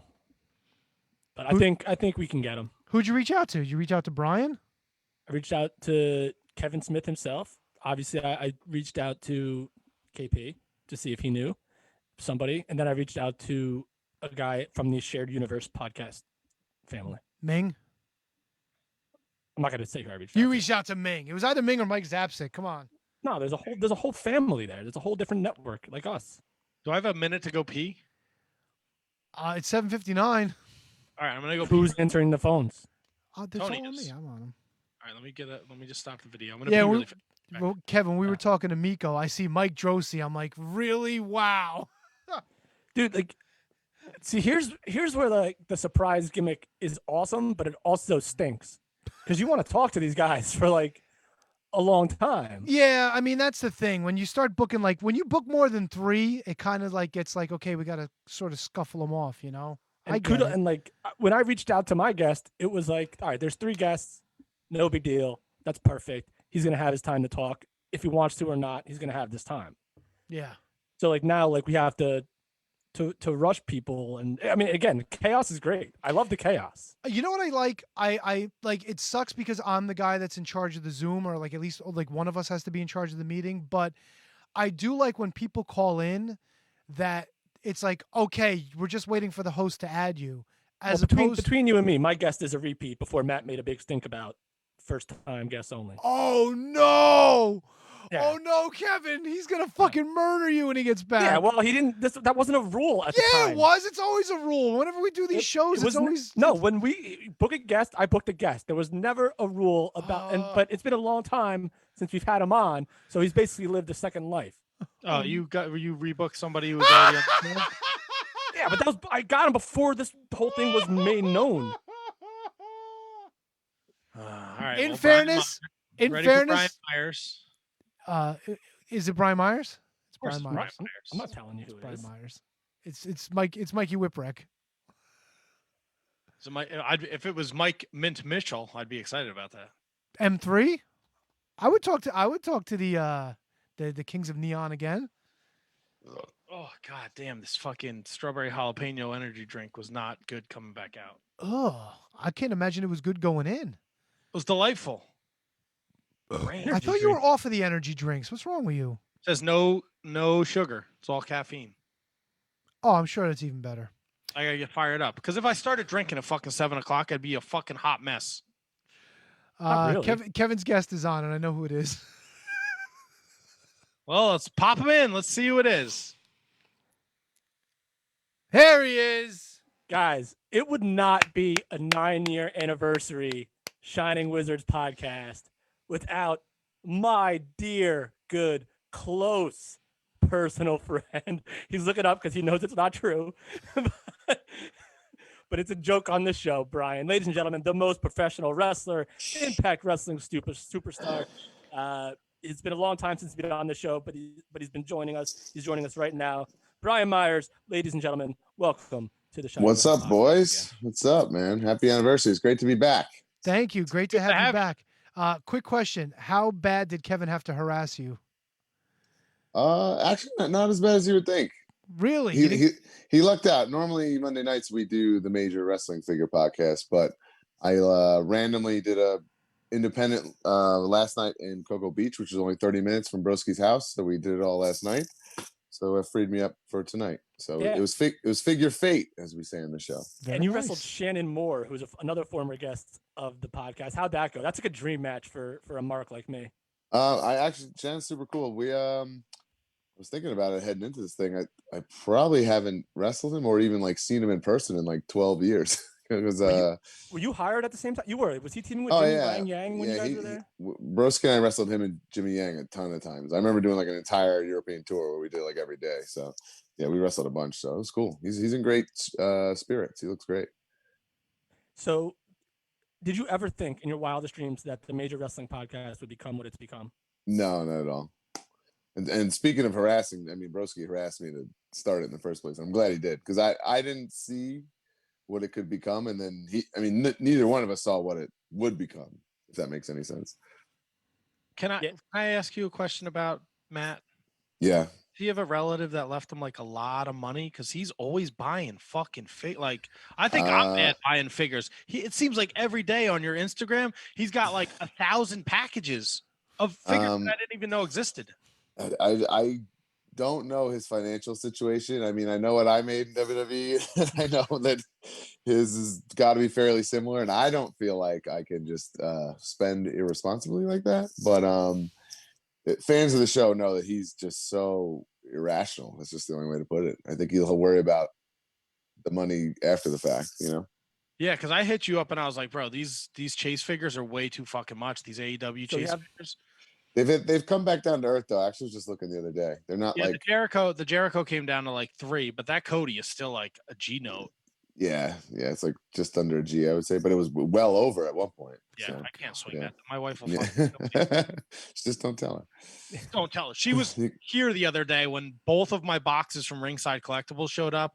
One was the Blood Brothers, and the other was like WrestleMania 37 and all the 2-packs. And she was like, "What is that?" And I'm like, "You're good. Don't worry about it." We reviewed Blood Brothers on the show last night. I thought it was cool as hell.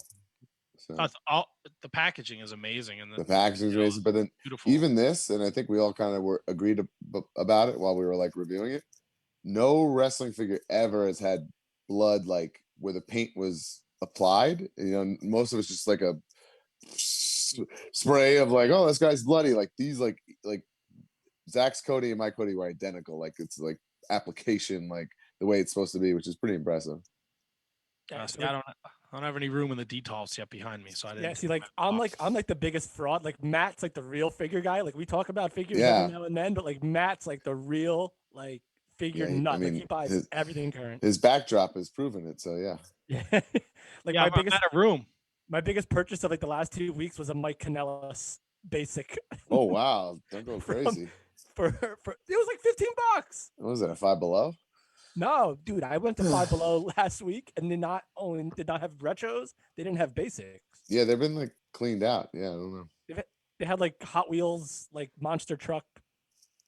Oh, like, really? The one from Walmart, like AJ and New Day and stuff. Wow. Yeah. They had those. All right, so you have a lot of big things coming up with the from the first year, and even the first year was ridiculous. How many years? What toy drive is this? This is number 3.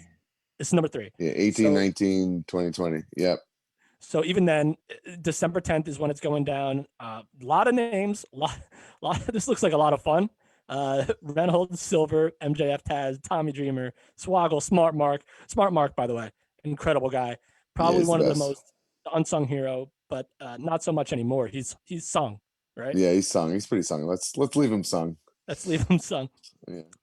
All right. So this is blown up so much over the last 3 years. We're at the point where now, like, your fans, like the Facebook group, the Patreon, everyone wants to help even more than you guys probably had ever thought would happen. And like $3,000 was just donated to a raffle yesterday. Yeah, and that's just like one-off raffle in the Patreon group. Yeah.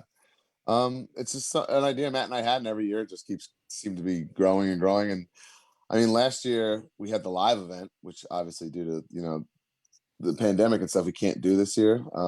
But that was such a thrill. You know, we went to Vince ourselves and got the okay to like be surprises on our own wrestling show and, you know, wrestle a match, you know, even though we were WWE superstars. So it was going to be hard to top that, especially when we can't do a show at all. But I just dug deep into my Rolodex and I guilt tripped a ton of my friends to come for free and sign autographs for free for 3 hours for, you know, the sake of charity. And I got some pretty big, like, heavy hitters. I mean, like Taz flat out does not do appearances. Neither does MJF, you know. So I think it's going to be pretty big turnout. We're going to turn Creative Pro into kind of like what I keep saying, like a car wash. You know, you're going to donate at the garage door, come in, you know, one at a time, meet everybody. Masks required. We're doing temperature checks at the door, and then kind of do a big horseshoe lap and out the office, and we'll just keep, you know, pumping it in and out. As long as people are there and donating and supporting the cause, we'll be there to sign and take pictures and stuff. So we're pretty pumped. Would you like to know a fun Taz fact? Sure. Oh God. Pretty sure we were the last people to vend Taz. I bet that's true too, because I was at that show in Brooklyn. And we ate our dicks on that one. A big old plate of them. Good Lord.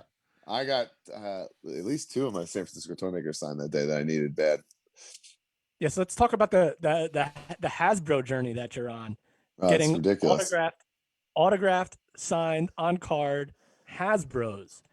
So how has that been going? I mean, I know, but for the people that aren't familiar, that may not listen to the Major Wrestling Figure podcast, I'm sure there's like one here. How has that been going for you? And what's that experience been like for you? I mean, I guess there are a couple stories within a story. Like, first off, one of my buddies through the show reached out to me, kind of a random story. He said, "Hey, I'm a friend of this widow, and you know, her husband died. And he was a big collector, and like, there's stuff in his collection. Do you want anything?" And he sent me a bunch of pictures, and he had an autographed Owen Hart Hasbro. Whoa! And that just started. Yeah. So like, I got that, and that just started just the floodgates. I got hammered with Hornswoggle one night after wrestling on his show in Wisconsin, and I put a bid in for a 1 2 3 Kid sign. Woke up to winning that. I was like, oh shit. And so there's just a ton of things, you know, ton of things like that. So it's just kind of spiraled into this collection. The other great thing is, between Haskell Toys and Wrestling Universe, they're having this like pissing contest of meet and greets, and I'm just reaping the benefits, man. I just look at the calendar, I realize, okay, Demolition is coming to town. I got to get Axe and Smash, and then I get them, and then I'll, you know, leave them with them even if I'm out of town and get the autographs that way. So I've been like racking them up due to those guys. But it's just a lot of fun. I mean, there's some. I actually was having this conversation yesterday with somebody. Like, some of them, like, okay, Texas Tornado. How many signed Texas Tornado Hasbros are there even in the world? Yeah. Because I want to say that came out in 91. He died in 93. So you're talking like 2 year or less window that somebody would have had to have gotten that in the first place. So like things like that are really exciting to me. Like Andre, the same thing. He died in 93. That figure came out in 90. It's a 3 year window to, you know, to have met Andre the Giant and have the foresight to get a figure signed. So I think it's something I'll probably be doing the rest of my collecting life, you know, because there's no way I'm going to just complete it. It's 90 something guys. I was gonna say, do you have like Mike Awesome signed expectations? Like, it's just. I think that's like things like that. If they fall into my lap, you know, we'll see what happens. I'd be interested, you know. So what is one that you know that you're just not going to get and you're okay with it? I mean, like Tornado would be like my holy grail because he was my favorite at that time anyway. I mean, I got a Jim Neidhart already. I got a Kamala. I just brokered a deal to get a Matt Bourne Doink, which was important to me. I really don't want Ray Apollo Doink because it doesn't count to me. Fair. So the deceased guys are obviously, it's sad that they're deceased, obviously, but they're very exciting when you get them because it's like, you know, how many exist in the first place. I just feel like I don't think I've ever seen an autographed Nails, Giant Gonzalez. That's going to be crazy tough. So whatever, like I said, I'm not Broski style trying to get this done tomorrow, but like it's a fun thing for me to keep doing and looking forward to and stuff. Now, let me ask you another fun thing you're doing: Extreme Conversations. Oh yes. I am a strong believer that WWE ECW does not count. It's worth. Hell no. Thank you. Thank you. Hell no. ECW ends in 01. End of story, guys. That's right. And it ends at the Hammerstein Ballroom in January 2000. Well, they have that really crappy house show loop in like Yeah, Iowa or something weird. It's something that's so bizarre. Yeah, something like that. So your first Pine Bluff, Arkansas. That was going to bother me. That's where it ends. What the? Yeah. Stream Conversations, your first episode, you guys talk Heat Wave 2000. It's you, Francine, Nova, Just Incredible, Carino. As a fan, how much fun is that just to go back and just relive these moments with these people? I'll be completely honest with you guys. I begged Tommy Dreamer to make his podcast ECW themed. I said, dude, you're the guy to do it. You literally lived and breathed it. Like, there's so many wrestling podcasts. What made our podcast successful is that it's not just about wrestling. Like, it has a subject, you know what I mean? So, like, if you're into wrestling and you're into wrestling figures and you check both those boxes, like, you're in, you know what I mean? And there's so many wrestling podcasts whose guys it's just all over the place. You know, you need to have I think you need to hammer down like a niche, you know what I mean? So I begged him. He didn't listen to me. I begged Raven I put Raven and Conrad Thompson in touch with each other. I was begging like them to do this. Like, as a fan, I'm just dying for these shows myself. I don't know what happened there. Never happened. So finally I just said, Mark, like, I literally I've become friends with all these people. Like, I can just text them and call them. Like, let's just do this myself. So the burden of it, and to Smart Mark's credit, he wanted it to be special, like the editing and stuff. If you listen to it, that's gonna be the biggest part. You know, tracking them down, getting the interviews is one thing, but the way he's gonna edit it to keep this like interesting flow of the story and bouncing back and forth between guests and stuff, that's where a lot of the work comes in. So that's all in Mark's hands, and that's just time consuming. So we realized this can never be like a weekly product, but we put the pilot out, and now the plan is to do a 6-episode season and keep going that way as long as people are enjoying them. People seem to really like it. I mean, I've got a lot of really awesome feedback, so I'm pretty excited. And we'll let you go. We'll let you go real quick. I wouldn't be doing my job if I didn't ask you how your time with Impact has been so far. It's been, to us, it's been great. As a fan, I watch it every week. I think Impact is consistently the best show on TV, from start to finish in one episode, and then from week to week. It's consistent. It does all the jobs, and you're a main focal point of that. How has your time been there so far? It's been awesome. It's been like, maybe the week I was fired, Tommy Dreamer called me and kind of gave me the hard, sell about it.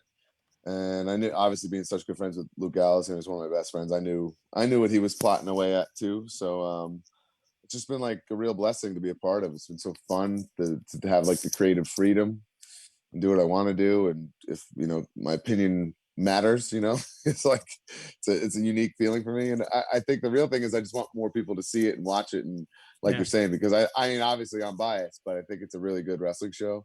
And I think, unfortunately, so many wrestling fans have just given up on Impact over the years. I mean, this thing was literally on its deathbed. And, between the hard work of the boys and, Scott D'Amore and the people in the office that worked really hard to keep it alive, it's back. And I think it's like in a really healthy space, and it's just growing. It's got like a lot of awesome talents on there. Yep. And fun storylines and things, that really, continue and stuff. So it's been awesome to be a part of. I saw this quote, and what I think of when I think of Impact is like, what is talent without opportunity? And I feel like that was me in a nutshell with Impact. Like, I had talent, I just really had a hard time displaying it on main event in 5 minutes against Mojo Rawley. I needed the opportunity to really, do some cool shit, and they're letting me do that. So I'm very grateful. It's very enjoyable, as is Talking Shopomania 2. You and Swoggle, what a tag team. Oh man, dream team. I don't know how you guys took down Rory Fox and his he's talentless. It wasn't too hard. Butthole the whole time. Man. Kevin didn't do this before Gallows kind of says in a commentary, but it's a shoot. Like, the pitch really was me and Swoggle against Rory and Naked Midian, and Naked Midian just no-sold the hell out of the brothers and never responded to texts and calls, and so didn't have a hard time showing up to Survivor Series for that payday. I was just gonna say, I don't know what the hell happened. He was looking to the future. Man. Speaking ECW, Kevin didn't know this because we did the gimmick where we didn't tell who was booking. Chris Hammrick was on earlier. Whoa. Yes. Wow. Yeah, it's good talk. How'd that go? Yeah. It was good. He was really really fun conversation. Oh, he's a riot. Right. Absolutely. Yeah, I'll have to track him down for my hot commodity episode of ECW. I mean, who's going to be hardest to track down out of that group? Easy Money? Actually, yeah, Easy Money's off the map too. Easy Money's to make our tights when we first started. EasyTights.com. I was so dumbfounded when I saw Johnny Swinger in Impact because it's the same Johnny Swinger from ECW. Yeah. He looks a million times. I'm like, I can't believe this is the same guy. And he's always jacked. You look back, he looks pretty much the exact same. Is it wild for you to share a locker room with him? So that's another thing. Like, I'm in my 17th year, 18th year. So I've been around a long time now. He was in Deep South with us, like developmental, like 14 years ago. So I've known him forever. Yeah. So he's a treasure. He's awesome. You didn't shoot Johnny Bravo, did you? No, that was mid-card storyline. I'm trying to stay out of that. Okay. Good. Well, I know you're the most professional wrestler, so maybe you might be the most professional hitman. Yeah, you and Brett, great tag team. Not bad. Yeah, the sharpshooters. There you go. Beautiful. And by the way, your wisecracks on Twitter are pretty good, by the way. Thanks, man. You never really noticed how funny you could actually be. Well, I'm my own man now. I don't live in fear of a superior, I guess, That's right. All right. Well, Brian, we want to thank you for joining us on the show tonight. The Toy Drive, the Major Wrestling Figure Holiday Toy Drive 2020, Thursday, December 10th. From 5 to 8 p.m. meet and greets with all the names I mentioned before. You can go to Ringside Collectibles and actually... Yep. If you can't be there in person, I mean, this is just a blow-off event, but if you can't be there in person, you can donate up until that date at ringsidecollectibles.com, wrestlingfigures.com. You can use discount code MAJOR. You save 10%. And if you put in P.O. Box 339, Merrick, New York, 11566, it'll be free shipping because I will go pick it up my damn self and donate it. That's right. And this is something that I kind of wanted to mention in the Facebook group, but I guess I'll do it here. I want people, I don't know if this is as big of a point in 2020 as it was 3 years ago. I want more people to donate. I don't know what kind of ratio you saw from women superstar figures to male superstar figures, because there's a lot of young girls that love professional wrestling. Yeah, and I feel like more people should try to donate the female superstar figures. Is that fair to say? Sure. I mean, I think that first year was when that unfortunately that Mattel female Barbie WWE superstar line was floundering, and people sent so much of that stuff because it was on sale everywhere. And, which we didn't mind. Obviously, the more the merrier. But so it happens. Yeah. All right, Brian. We want to thank you very much. Matt, you have one more thing? Yeah, Brian just gave me the rub because I just got an email from Ringside and my AEW Series 2 is on the way. Ooh, that means they got another shipment because they're coming in very scattered. Hey, how about that? My first student's action figure, MJF. So another accomplishment. Very excited. I got to wait for Brandy, though, because that's not in. And then I ordered the New Japan Series 1. And I got to wait for that to come in. Yeah, you could set a sundial of those New Japan ones. Oh, it's very stressful, man. I got my AEW set, and I'm like, where's the Brandy? What the fuck? Brian, thank you so much. Thanks, boys. Right. Congrats. Thanks for having me. Thanks, Brian. Brian Myers, the most professional wrestler. My get. You see his eye roll when I called him my dear, close personal friend? First time on the show, Brian Myers. Right. Your guest is in queue. Your guest is ready. Should we send him in? Who is this? Send him in. Your guest is on the way in. Pew! Who is it? He's the Icon. Oh, Mr. Jesus. Mr. Icon, how are you? Oh, he didn't connect to his audio. He scared me there for a second. Oh, all right. This guy's a little scary. I know. I wasn't ready for this. All right. I've got video. I don't have an audio thing for him, so he's going to get that going on his side. Oh, I can make him the host. Something I just Don't learned. make him the host. Icon, can you hear us? I don't have an audio thing. I don't know if he's got his audio hooked up. Mr. Icon. Do we talk like him like that because he's got the face mask on? Dude, I'm going to have nightmares tonight. I swear. You're going to have nightmares tonight. This is scary. Yeah, it is. He's creepy looking. We can't He's figure shaking. out Look, before you get mad, it's not our fault. Please don't murder us in our dreams. I mean, some dreams are nightmares, Tony. I understand. Okay. I think he's going to... Oh, maybe? Mr. Lee. We're having some technology difficulties. Think he's living in the same house as Mikko is. Oh, he's connected to audio. Here we go. There we go. Mr. Icon, how are you? I can't hear you. Oh, he's muted. I'm trying to unmute him. Hold on. Tony, come on, bro. No, it's Hold not on, me. Frank. He's on mute. He's got to shut it. You got to unmute us, bro. There How's we go. that? That's Can perfect, you hear me? Mr. Lee. Yes. That's awesome. Congratulations on your 9th year, by the way. Thank you, sir. Not gonna lie, you're a little intimidating. A little bit. That's good. But always serious. It's not intimidation. It's seriousness. All right. See, don't do that. Well, you got 2 different colored eyes, bro. What is this? You're scaring me. It's a little mind games. Sometimes people need a little mind games in their life. I got a lot of emotions today. I was crying earlier. Now you're scaring the shit out of me. What's going on here? What are you crying for?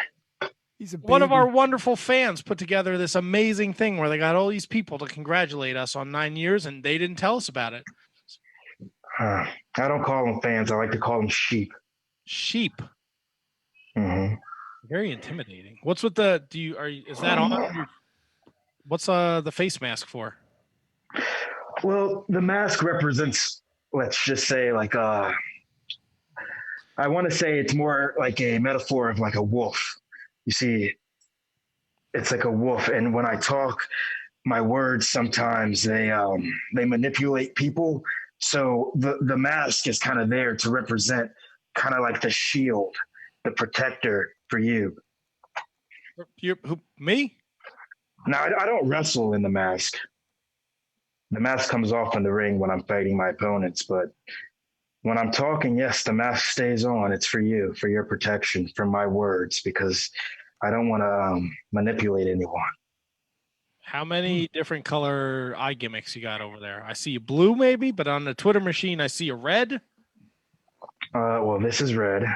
Oh, that's red. And I wouldn't necessarily say it's a gimmick. I wouldn't say it's a gimmick, but it is my lifestyle. It's a very interesting choice. Don't get so close to the camera, bro. Come on. What are you doing? Come on, man. Let him do his thing. He's scaring me. I don't want to be scared. You know, it's funny. It's interesting because I have you down in the little box. So, like, I don't even see you. I'm just, like, staring at myself. Maybe I should change that. Let's see. No, that's fine. Now I'm staring at you. You don't need to see Thank us. you. We're fucking atrocious. Yeah, we're hideous without the masks. I see you have a nice little collection behind you. Are you an action figure guy? I mean, I have a couple. I'm not necessarily a fan of action figures. I just have a couple. I have a couple of Magneto super heads, big heads. You know, Magneto. I'm a huge fan of Magneto. He's a very great character. Just Magneto, not the X-Men? Not really. No, Magneto. You're more like a super villain. Put it this way: if I watched the X-Men movies and there was no Magneto, I wouldn't like the film as much. Do you watch the Star Wars? I'm not a super fan, but I've watched probably all of them. Have you seen the Mandalorian with the little green guy? He's eating all the eggs Yeah, now. I'm on season 2 of that. I hate how they have us waiting every week. I think that's ridiculous. It's as if they're trolling me, their icon. I don't like to be trolled. But yeah, I am enjoying that show. I'm waiting till next Friday, just like you, right? No, I don't watch it. I'm not a nerd. So you got me. So you're calling me a nerd and a sheep. No, not a sheep. I never called you a sheep. But the little green guy, right? Everyone loves him, but now he's turning heel. He's eating all the eggs. He's being a little dick, right? Yeah, I did. I enjoyed that. Yeah, that was like an episode ago when he was eating the eggs. Yeah, but you know what happened? He got eaten by a fish. So then he wasn't eating the eggs next time. If he doesn't, now hold on. If you don't watch the show, how would you even know that? Oh no, I watch it. He doesn't watch it because we talked about it. So wait, he got eaten by a fish? Yeah, because they were off doing something, and he was in that little cradle of his, and a big fish came up and ate it. So then, like later on, when the little frogs were born, he was playing with the frogs instead of trying to eat them. So I guess he learned it's not cool to eat other species. Yeah, definitely not cool to do that unless he's hungry though. So can't blame the guy if he's hungry. Yeah, but he's starving all the time, that little bastard. Hey, you know what else? You know what else I learned? He does the Jedi shit when he wants to. You saw the last episode where he stole the cookies from that kid. Well, he had to save the one dude. Remember, from the big monster that was about to kill him. Yeah, but he like stuck his hand out. Sure, but the next time he used the force was to steal cookies from the kid sitting next to him. Well, there's nothing wrong with that. He was hungry. Like I said, if the guy's hungry, he's got to eat. That little bastard. How else is he supposed to grow up and to become Master Yoda? Yeah, but That he's like false hero. he's like this big. Like, how hungry could he be? You know what I'm saying? I don't know. I eat a lot. It's a lot of calories. Yeah, but you're not this big, I would imagine. I mean, I know you look this big on camera right now, but like you're more than just a shoulder and a head. Oh yeah. See, I'm a full body. See, you're a big dude. You need a lot of brisket and stuff like that, you know? All right, enough with the nipples. What? Let him show his bod. What? Oh, Are you kidding me? I have a lot of women and sheep that love to see that. Don't tell me what to not do. Yeah, how dare you? You want to see my nipples? Yes, No, we please. don't. Nope, Yes. Nope. No. Nope. Oh, Nope. good Nope. Who's this lad? I haven't seen you. You're just not popping up. Who, the guy that looks like he's been a longshore fisherman? That's Kevin. Oh yeah. The real How's deal, it going, baby. Kevin? Oh, not too bad. How are you? I'm preparing for my my next match in Texas next year, 2021. That's what I'm doing. You know what they say? What do they say? Everything's bigger in Texas. Everything's bigger in Texas. Yeah, very, very true. Very true. Boo. So the match is gonna be huge. The match is going to be huge. It's going to be on Fight TV. I can't wait. There you Pale Pro go. Wrestling. Yeah. Repeat the name again. Repeat the name again. Pale Pro Wrestling. There you go. Yeah. That's it. It's in Arlington, Texas, January 14th, and I'm really excited to step in the ring and show my talent down there in Texas. Maybe get a couple of sheep to buy my autographs. I don't know if they have sheep in Texas. I know they got cows and horses and steers. No, they're sheep. Rattlesnakes. The people are sheep. They're blind. They're gonna follow me. Their icon. Yes, the people. All right.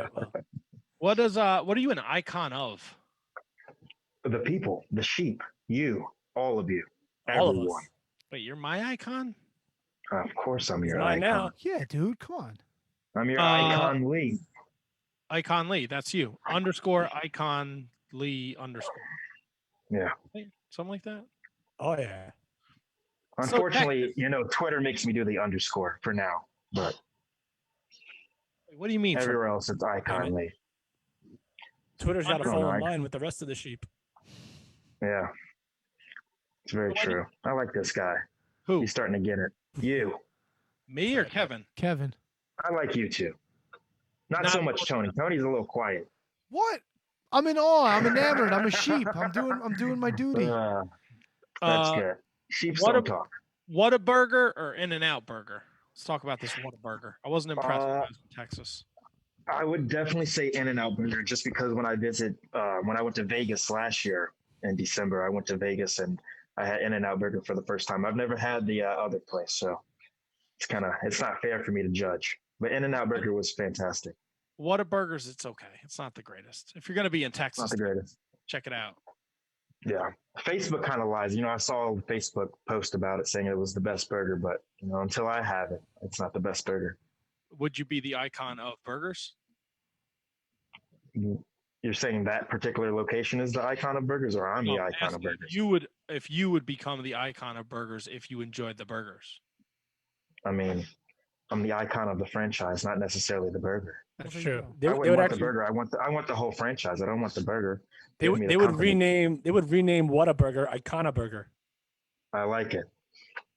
Yeah, I like it. Or maybe That's what the I'm Lee here for. burger. Oh, the Lee Burger. I don't know. The Lee burger. Yeah.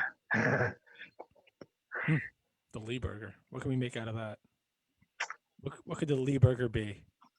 You have a shirt on Pro Wrestling Tees. It's got a very offensive word on it. Icon shit, right? Funny thing about that is in the Northern Wrestling Federation, it's where I started, where I began 2017 when I first took my first bump in the ring. I have a protege within that company. His name's The Prodigy. And a true story, shoot story. We were setting up the ring for an event for the Northern Wrestling Federation, and I don't know. I thought he might have thought I said something. And he was like, "Oh, did you say icon shit?" And I was like, "No, I didn't say that." But I was like, "You know what? I'm gonna put that on the shirt, and I'm gonna sell that. I'm gonna make money off of that." And that's kind of how that that name began, because I had already said like icons lift, icon this, icon that. I would have my name and then I would say something, but icon shit is kind of like, oh, that's cool, kind of something for the sheep to relate to. So icon shit became an icon shirt for the icon sheep. Exactly. A lot of it's kind of like a saying, like that's some good, that's icon shit, that's kind of how, yeah. That's a mind-blowing thing right there. It's genius is what it is. It's pure genius. I got a question, Mr. Icon. Can I call you Mr. Icon? You can call me Mr. Icon or Icon, as long as you call me your icon. I'm not gonna call you my icon. That's weird. I don't know. What? It's weird. I don't know the guy. I just met him. He's got the creepy eyes. Got the fucking Hannibal Lecter thing on. I don't know, man. It's scaring me. Can you just pipe it down over there, Mr. Icon? Clearly you don't have a problem wearing a mask during a pandemic, but do you use the mask to pick up the ladies? Hey, hold on, before I get to the ladies part, the funny thing is I've had the mask before the pandemic. I always had, because my origins is I'm from Dubai. I reside in Dubai. I live wherever I want. Obviously, I'm in the United States right now. But, I had the face cover because that was what I was representing. And so, now that I've evolved over the years, I put on this, but it has nothing to do with the ridiculous pandemic. It's because I want to wear it, and it has nothing to do with that. Now, before I went a little darker not too long ago in October, I would have masses of women flock to me whenever I wanted. I'd go out, I'd have my chain on, not this particular chain. This is the new chain, the wolf chain. Ooh. But I had my Cuban link chain, and the women, they would run up to me and I would take pictures. It's all on my Instagram, Icon Lee. You can see the proof. When I went to Vegas, it was all so real. It was all genius. Perfect. I'm perfect. I'm Icon. And that's kind of why the ladies like me. That's why all of you like me. I'm on the fence right now about you. I'm not going to lie. Wow. Well, I don't really care what fence you're on. You're really being disrespectful. Unlike Tony. Tony's being a good sheep. He's been quiet. I like it. Good job, Tony. I don't like being called. That's why they have a good movie. Tony, he's in a movie. He's good in that movie. Who's the keeper of your soul? Lady Lazarus. You can follow her as well. She's very demonic. I love her. She's a genius. She gets it. She understands that the sheep must follow and that the agenda must continue. She and it'll only like grow. Who's that unfunny comedian? Amy? No. Oh God, what are you doing? Why are you just insulting everybody? What? What is he? A false hero or something? Who? You. Am I a false hero? Yeah. Maybe. I don't know. Yeah. By the way, you were talking about Amy Schumer. Yes, Amy Schumer. Oh, Thank God. you. She's very. Well, I don't. She's not funny at all. I went to college with Amy Schumer. No, well, she's a flop. I don't think she's funny. I'm trying to find all of them. I do like Dave Chappelle. I think he's. Dave Chappelle is not Amy Schumer. That is for sure. No, not at all. Not at all. Two different lanes for sure, right? Absolutely. Absolutely. All right. Well, I followed you now on the Instagram. Yeah, I'm trying to find it. It's just Icon Lee. That's all you got to type in. None of that underscore crap. All right, Icon Lee. Where are you? There you are. I got you. All right. I should be at the top. Instagram, they get it. Twitter, not they do so get much. it, right? Instagram's a good sheep. Well, while these guys are busy searching up your Instagram, I got to ask you. Isn't that great? Like, I got them doing what I want them to do, right? If they're sheep, they're following me. So oh my God, he's right. Holy crap, he's right. So this is my chance to shine. What the hell just happened? You know what? Unfollow. I can't unfollow. You're unfollowing him? Are you serious? No way. Wow. You guys suck. I'm following. I'm a fan. I'm a fan of the Icon. That's good. We need those. That's right. Done. I saw what I needed to see. There's nothing to write home. Unfollow. What? Wow, man. Are you guys familiar? Are you gentlemen familiar with the Warrior Wrestling brand? Yes. In Chicago? Of course. They love me up there. I've wrestled for that promotion about 4 times. They have a lot of good sheep. I can't see why they wouldn't love you anyway, Mr. Icon. You're quite a lovable character.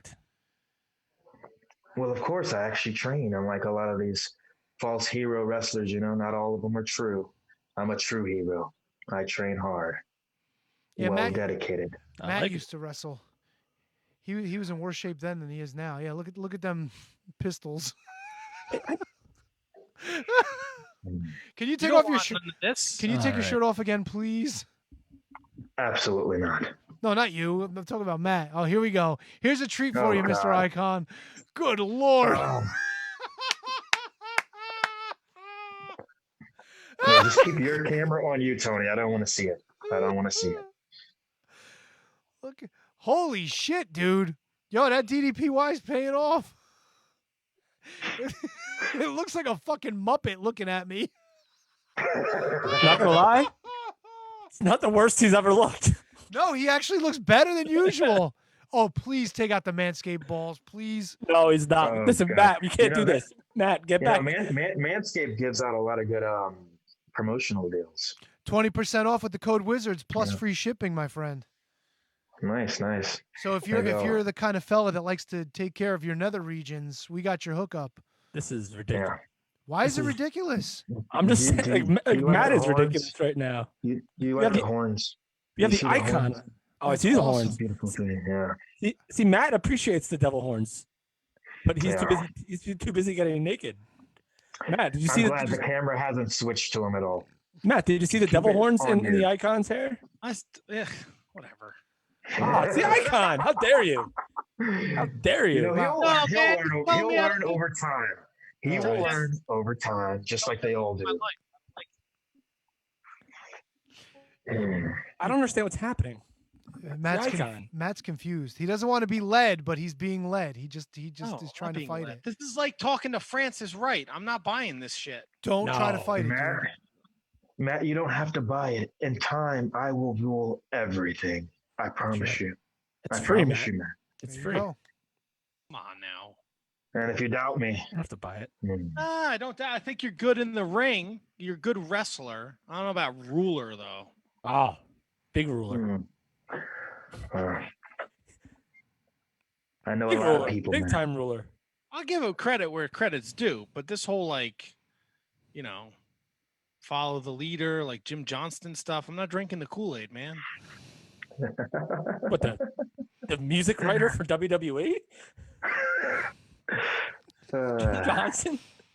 Yeah, maybe he was thinking of a different cult leader or something. I don't think Jim Johnston is necessarily a leader. Maybe he's a leader in creating music there, but I don't think he's a leader in people following him. Oh, Jim Jones, my bad. Jim Johnson wrote "I'm a Sexy Boy" with Jimmy Hart. I mean, look, I'd follow Jim. I love the WWE music, so I'd follow Jim Johnston.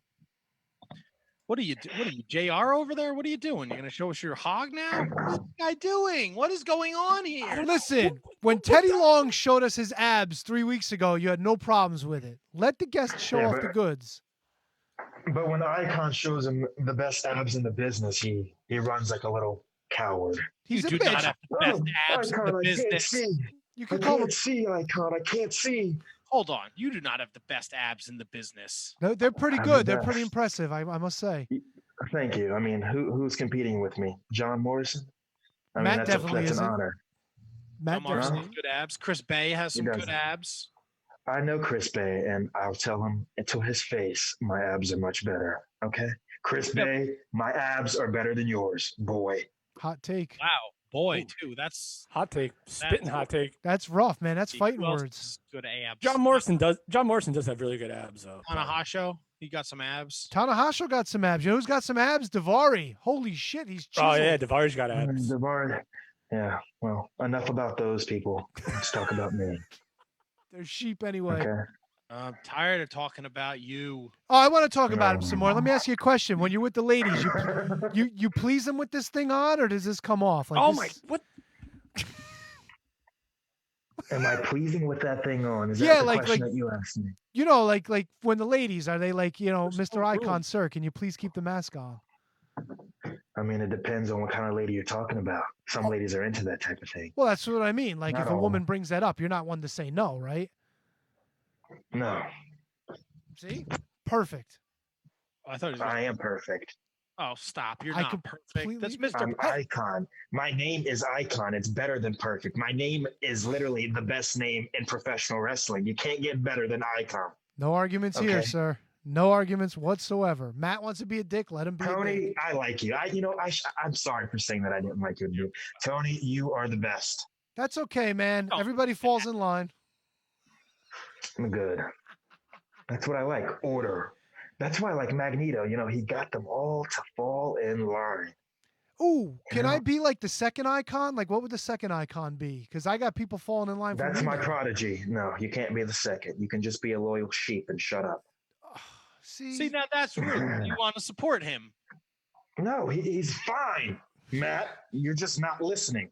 No, you just said you told Tony to just be a sheep and shut up. Can't he be the prodigy to the prodigy? I could be the protege to the prodigy. I don't think he like that. And speaking of the prodigy, me and him aren't on good terms anymore. So he's free. His contract is over. But he'll always be my son. So therefore, I'll always bring him up. But no, you can't be a second him.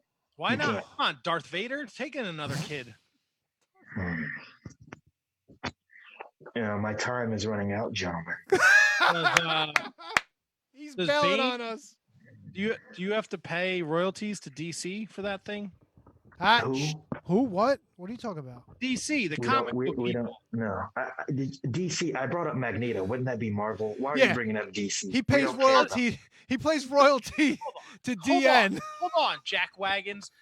Doesn't Bane wear one of those things? And that's a Batman villain, so that's a DC comic, right? No, it's not a DC comic. It's a CD comic.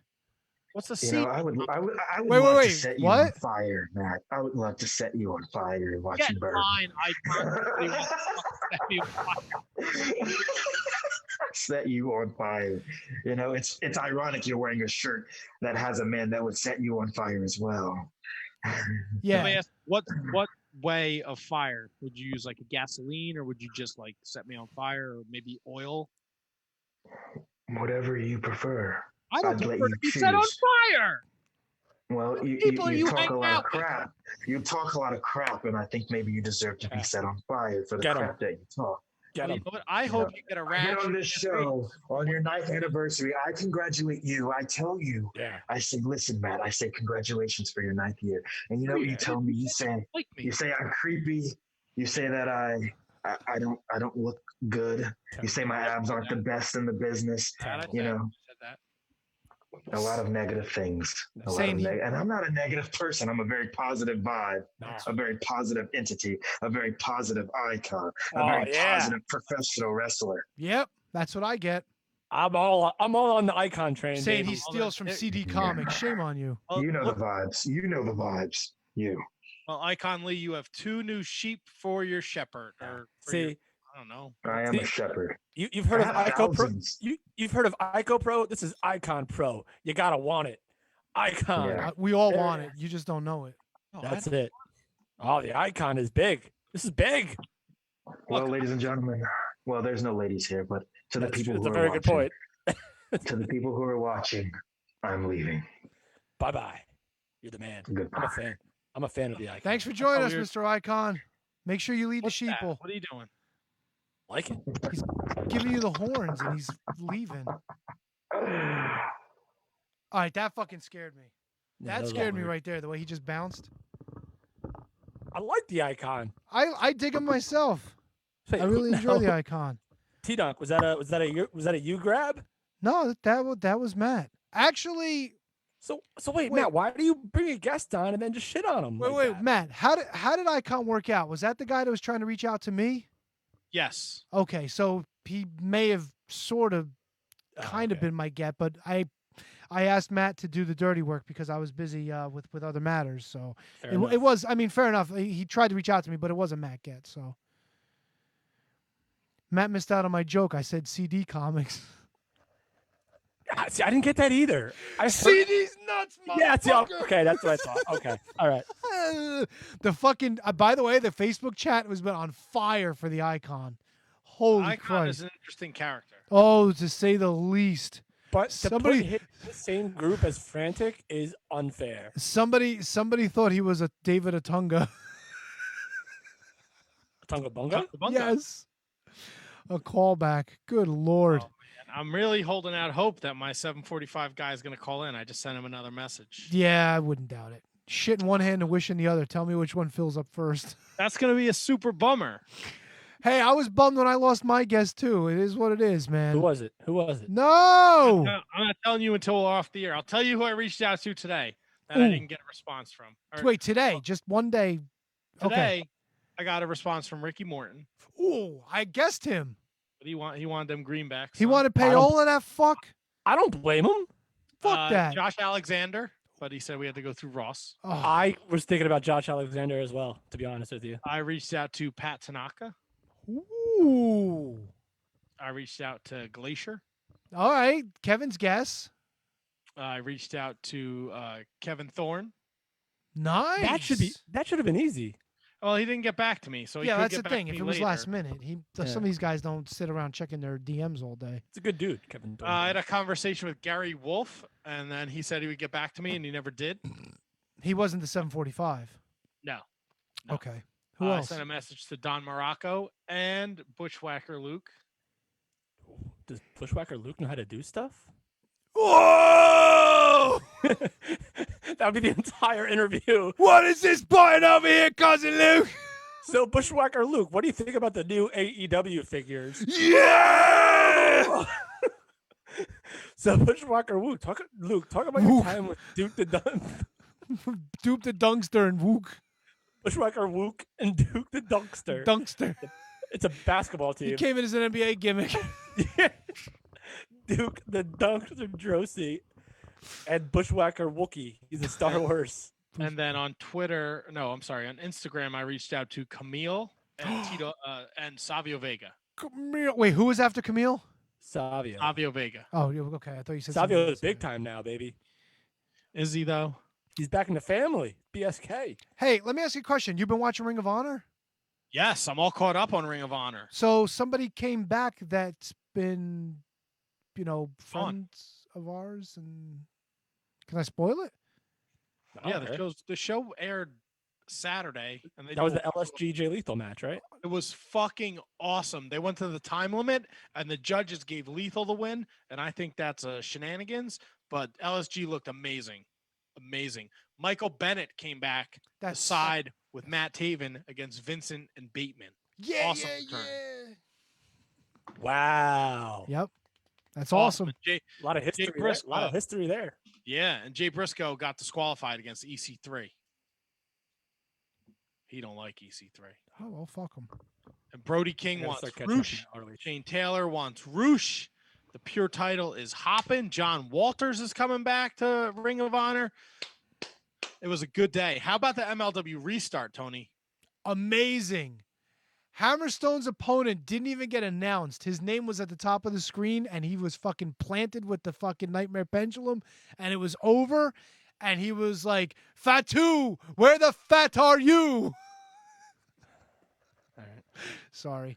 No, listen, I'm with you, Tony, in the sense that I try too hard to make awful jokes. I think you and me both have to maybe put a pin in that for a while. Oh, no. I'm going to keep going, bro. You keep pushing forward. As bad as it gets, it can only get worse.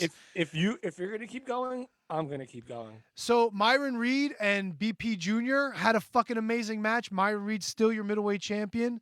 Fatu and Davey Boy Smith Jr. It's fucking amazing when you see not only Davey Boy Smith Jr., but Jacob Fatu get tossed around. They fucking ragdolled the shit out of each other, tossing each other around like they were like 100 pounds apiece. It was a great fucking match. Fatu's still your champion. Hammerstone comes out at the end to challenge him. By the way, Hammerstone's got some CKY entrance music now. I don't know if you caught that, if you saw the show.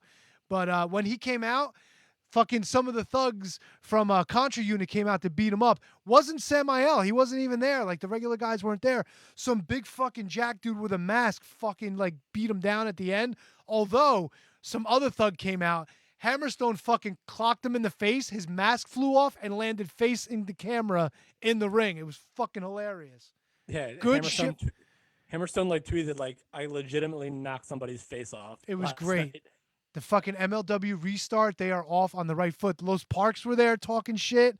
Fucking Conan and Selena talking shit. Good stuff. I'm so glad MLW is back.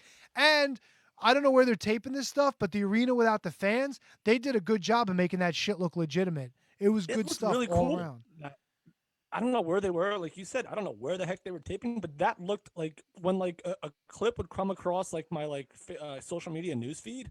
I'm like, man, where was this? This looks like it's like a New Japan venue almost. Like, it was so amazingly done. So amazing. Tip of the cap to Cord Power. I know he's got a lot of spoons in the porridge, but fucking A1, fucking awesome work. Awesome. How did we do on picks last night? Ooh. Tony went 5-1. Wait. What? It's time for the picks, bitches. 9th anniversary picks, bitches. Oh, we got to do it. We got to at least mention it. Tony went 5-1. Kevin went 4-2. I went an abysmal 3-3. Who's in the lead, motherfuckers? So currently in the lead right now, Tony sits at 147-78. I am 3 games behind at 144-81. And Kevin is 4 games behind at 143-82. 4 behind Tony, but just That's my Jeff Hardy impression. 1 behind you. All right. We got Hell in the Cell coming up. We got some Hell in the Cell. Hell in the Cell. Not yet. It's in December. No, they just did Hell in the Cell in October. No, it's Hell in the Cell. Oh, they did Elimination just Chamber. did now. Hell Oh in no, the yeah, Cell. they just did Hell in the Cell. It's December to Dismember. ECW is coming back. That's right. That's what they're doing. It's going to be Bobby Lashley, The Big Show. Well, Bob Holly, and no, what the heck is coming up? There's a pay-per-view in December. TLC. Oh, that's what I meant. TLC. Yeah. Yeah, So that's TLC coming up. is December. So another I did pay-per-view. zero prep for tonight because I was assuming it was going to be chaos. So, I mean, to be honest, I got notes. chaos is pretty. You guys accurate want term for it? You guys want to play a game? sure. I didn't even do a game. That's all right. I got games. Hold on. You got games? Yes. Tony got games. I got a top 10. What? Yeah, Say I didn't want to do it as a top 10, but since you don't have one, this will be my chance to do the top 5, baby. Oh, the doctor is in. He will see you now. I'm going to tell you this much. I did not rank these because I didn't think it would be fair because I think all of them have their own merit. That's the whole point of a list, Tony. I've got a list, Kevin, and they're, as far as I'm considered, 9 out of the 10, probably not number 1, but one of them definitely is number 1. Ah, beautiful logic. I love where your head's at. My top 10 favorite guests of all time on the Shining Wizards Wrestling Podcast. You're going to learn a lot about Tony today. All right. Who wants to start? I'll go. None of them obviously are tonight, right? No. Listen, just a question to buy time. That's all that was. Yeah, you fucking pissed Matt off already. Matt, you go first. Dave Millican. Oh, no, not on the list. Good call. Not on the I would've list. Tony, if you had to redo your list right now, Nope. you wouldn't See, be that's on the it? problem. I could have made this my top 50 or top 100. Like going through, there were very few that I really kind of like didn't want to include on a list. All right, I'm gonna go super old school, and I'm gonna say Pinky Sanchez. Not on the list. Matt? I don't know why. It just felt right. Ricky the Dragon Steamboat. Not on the list. Oh, this is gonna be bad.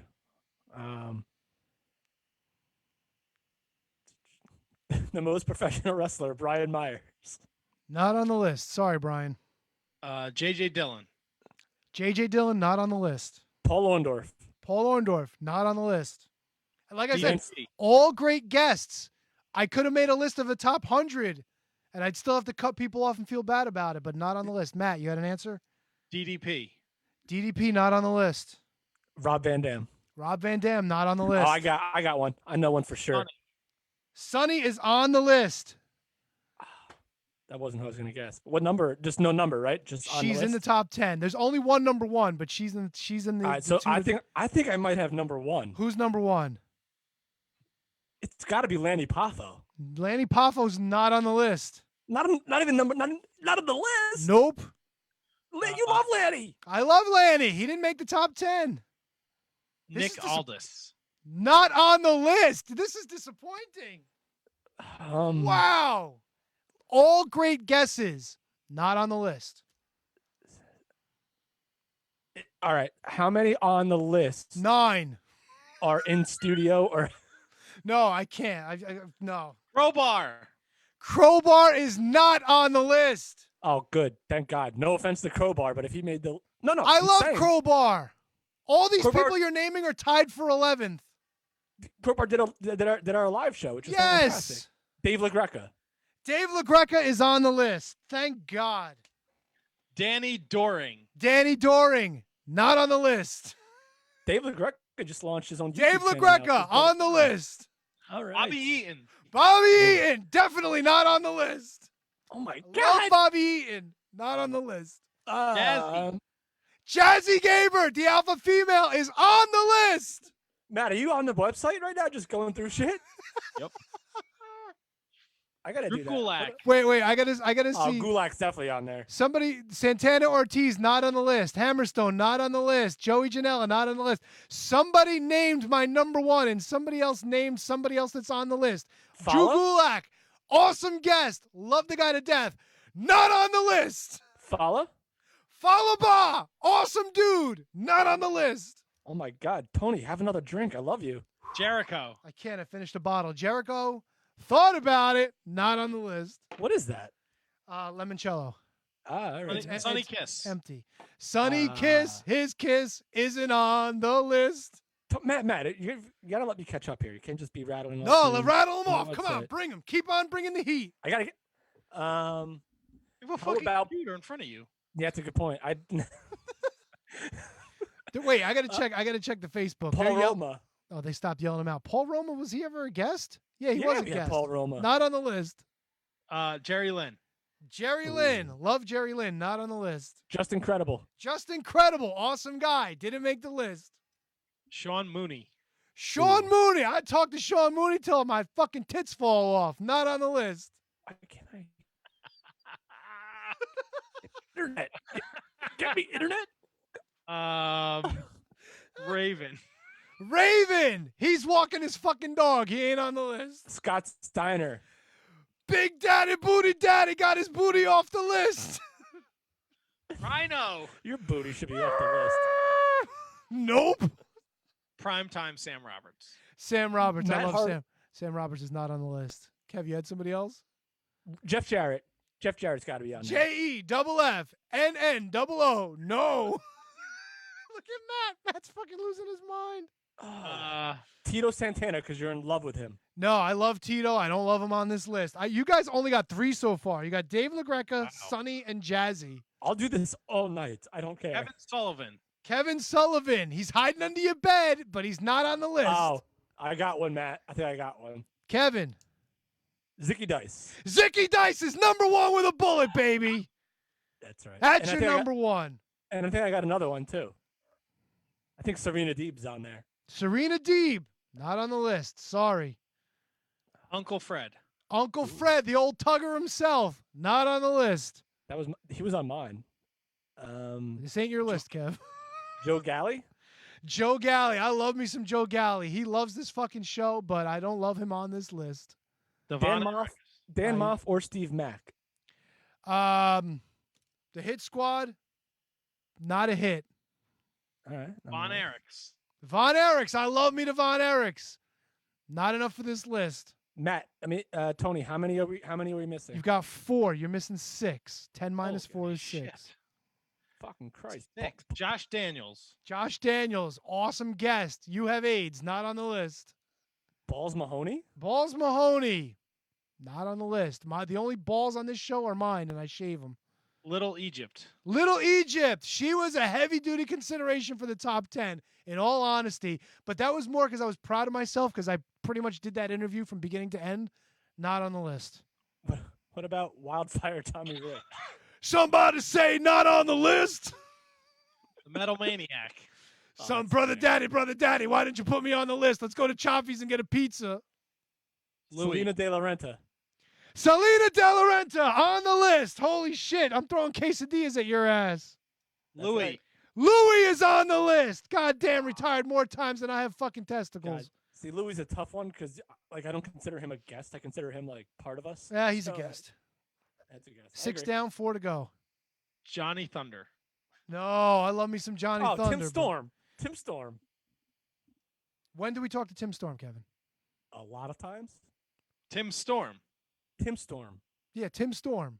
We've had Tim Storm on the podcast. Tony. Matt, who did I say I was trying to book on this show? Oh yeah, Tim Storm. And that's why I was what, Matt, was I trying to book guests that we never had before? Yeah. Yeah, but Tony, we've had Tim Storm on the show. we have. Okay, which episode? Wait, who am I thinking of then? I don't know. Maybe you're thinking of Lex Luger? I don't know. The former NWA champion? Nick Aldis? No, before him. Tommy Rich? Tommy Rich? Tim Storm, we've had on the show. Didn't we spend like a whole hour with him? Please, everybody in the Facebook, tell Kevin that we've never had Tim Storm on the show. Please. Who am I thinking of? You guys have been crushing it, by the way. I see some great guesses in there. A few more people got in a few that you guys missed. Holy fuck. We've never had Tim Storm.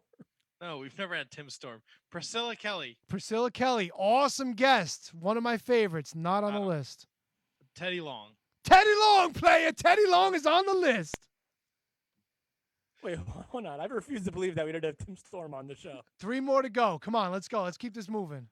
3 more to go. I'm fucking out of guess, bro. You guys give up? We've really never had Tim Storm on this. No, we've never. Why would we lie to you about that? I don't know. You guys are crazy. All right, can I start? Kevin, Tim Storm's no, never been on the show. It's in the Facebook. I'm going to start reading off names of people's guesses and telling you that they're Mikey wrong. Mikey Whipwreck, not on the list. Santana Ortiz, not on the list. Hammerstone, not on the list. Joey Janela, not on the list. Thunder Rosa, not on the list. Colt Cabana, not on the list. Priscilla and Darby, not on the list. Phil Rea. Francis Wright, not on the list. Phil Rea, never on the list. Chris Gethard. Chris Gethard, not on the list. Mark Norman. No. Chris Conrad Thompson. Now you're just reading off in a row. It's not fun anymore. No. Anthony Bowens? Not on the list. Oh, Andrew Anderson. Andrew Anderson, not on the list. Did we say Mick Foley? Mick Foley, never been said, not on the list. Sorry, Aaron Mick. Stevens. No, not on the list. It's a good guess. I'm getting tired. That was a good guess. Marcus Alexander Bagwell. Ha ha! Buff Daddy's not the stuff, Daddy. Oh my God. Scotty Riggs. You want to hear the reasons why for 4 hours? You want me to just say no? I want to hear them all. Eric Bischoff. Eric Bischoff is on the list. Motherfucker saying happy birthday to me. How could he not be on the list? I was thinking about that. How could he not be on the list? He was only on for like a minute, but that's true. That's a good pull. He sang happy birthday to him. I know. I get it.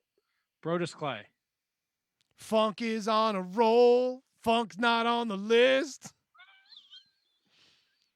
Damian Priest. No. Scott D'Amore. Oh, he would D'Amore to be on. No, that makes no sense. No. Yo, Shane Douglas. Shane Douglas. Hey, everybody out there in podcast land. I didn't make the list of my brothers. PCO. PCO? No. Joel Gertner. Well. It is I, the non-listed Joel Gertner. Tim Storm. I give up. Tim Storm. One of them you're going to hate because I think you think he's part of the show, but I guess maybe he is. The unpredictable J. George, the Thunderheart, is on the list. He's incredible. Boo! And somebody, Boo! hey, when we need somebody to come join us and have fun with us, J. George is always there. Yeah, he's incredible. I say boo. And Mr. Big Dick himself that will fuck all the women from here to Africa, Mr. Prince Nana. That was a good show. That was an awesome show. I love me some Prince Nana. I can't believe we never had Tim Storm. You said we had him multiple times. I thought we had him at least once. Wow, I would love to know who else you think we've had on the show. Wait, that's it? Is your guest calling in? Jason Hervey. Is it Yes, Jason Hervey? I don't know. I have no idea. Okay. Because, fellas,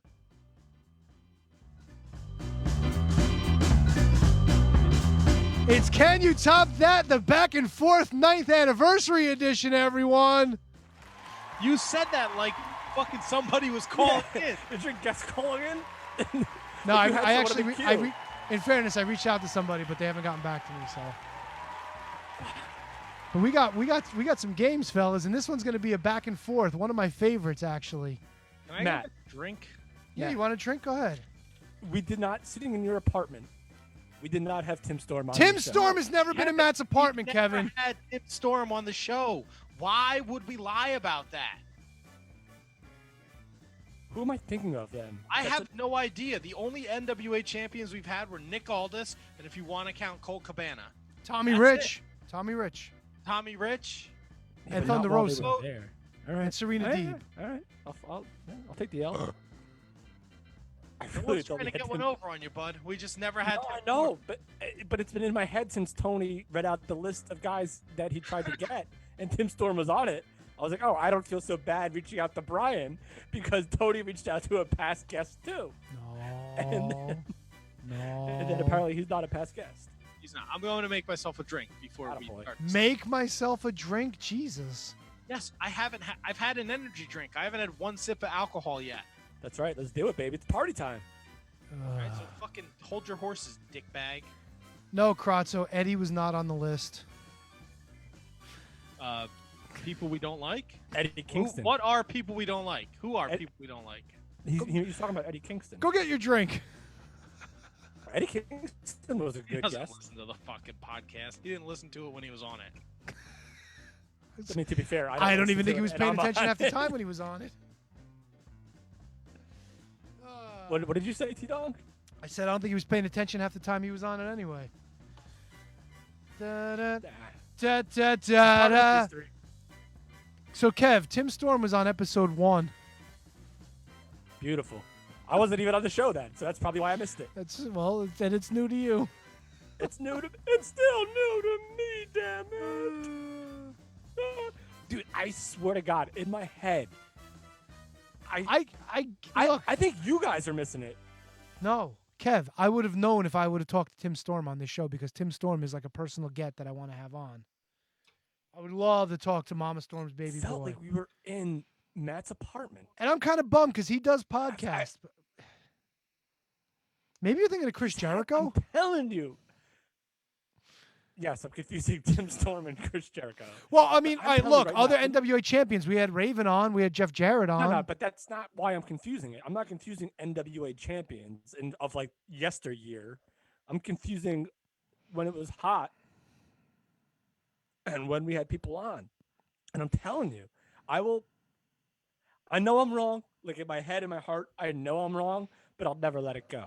Now people are just being dicks. Eddie Guerrero was not on the show. Bret Hart was not on the show. You people stop. Listen, what do you mean people? They're our friends. They're the same people. They're being dicks to me. I get it. Yeah. They were just guessing random names. Although a few people just guessed Zicky. Like Kratzo knew it was number 1. Kate guessed Zicky. I really Kratzo thought had that Prince Nana a while into this conversation, so good on him. David Otunga is iconly actually David Otunga. Look, Baza. like I said, I was going through everybody that we've had on the show. It could have easily been a top 100. I enjoyed pretty course. much everybody 20. that we've talked to. 508 episodes. Yeah. 9 years. Some episodes with multiple guests like tonight. Yeah. It's insane. Yep. Chris Some- Jericho, Mick Foley, Rob Van Dam, Jake the Snake Roberts, Some of the multiple times. How many times we've had Mick Foley on? Jeff Jarrett, 2 Hall of Famers. God. Speaking of Hall of Fame, there he is. I'm back, bitches. Thank you for taking your shirt off. by the way. Kratzo said, who was the NWA champ before Storm? That's the one who Matt and Kevin talked to. Jack Stain? We didn't No. talk to Jack Stain. Cahages? Who did Tim Storm beat for the belt? Cahages. Or Jack Stain. Jack Stain he beat for it. I mean, we definitely had Jack Stain on, but that's No, we have What the- not. Kevin, how much are you drinking tonight, brother? not a lot at all. Literally not a lot Well, at all. then maybe you should start. Maybe I should. Maybe that's what it is. All right, fellas, I got an interesting question for you. There's going to be names included on this question, and this is not for points. This is not for bragging rights. This is for shits and giggles. So maybe Jack Stain wasn't the guy that he beat then. This question is called the Five Timers Club. You know how Saturday Night Live used to have a special thing where if somebody guest hosted for like 5 or more times, they'd bring out the smoking jacket, they'd have a little ceremony for him, whatnot.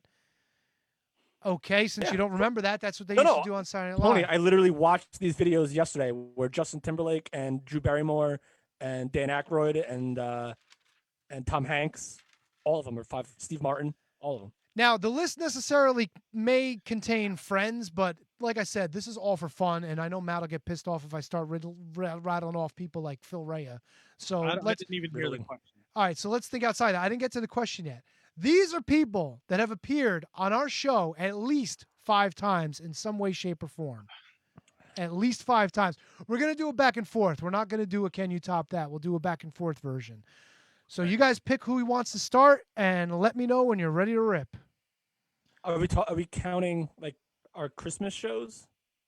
Any kind of appearance, whether it was a special, whether it was a Matt Solo show. Yeah, but are you talking about wrestlers or like people? Wrestlers like and Phil people. Rhea? Yeah, so that was gonna be my guess. If you guess somebody that's like ancillary, I'll let you know whether you're right or wrong. But this is more of a fun thing, and this is not to be a serious thing.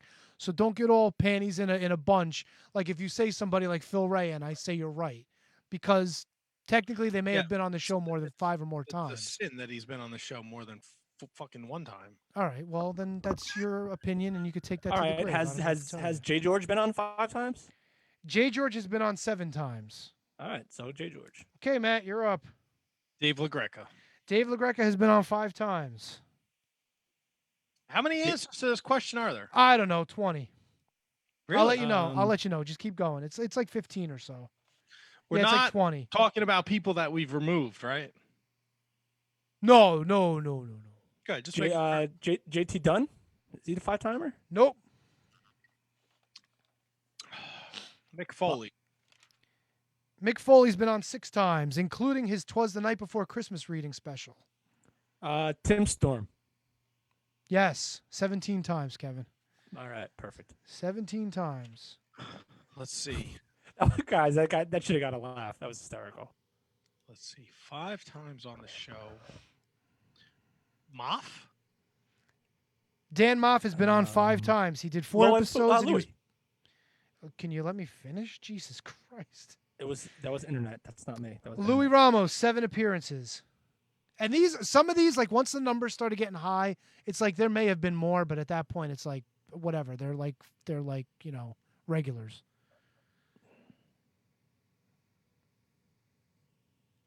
Did you guys freeze? Oh shit. No, I'm we're thinking. Relax, bro.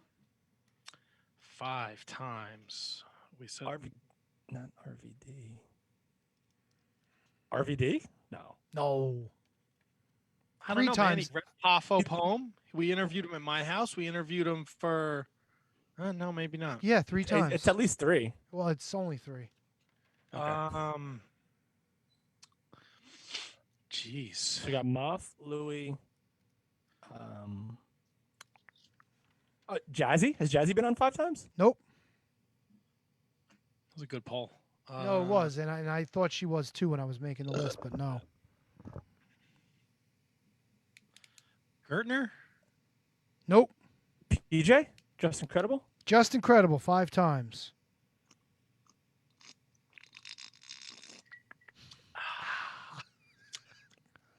Making little Jack Apple and Cran, Matt? I am.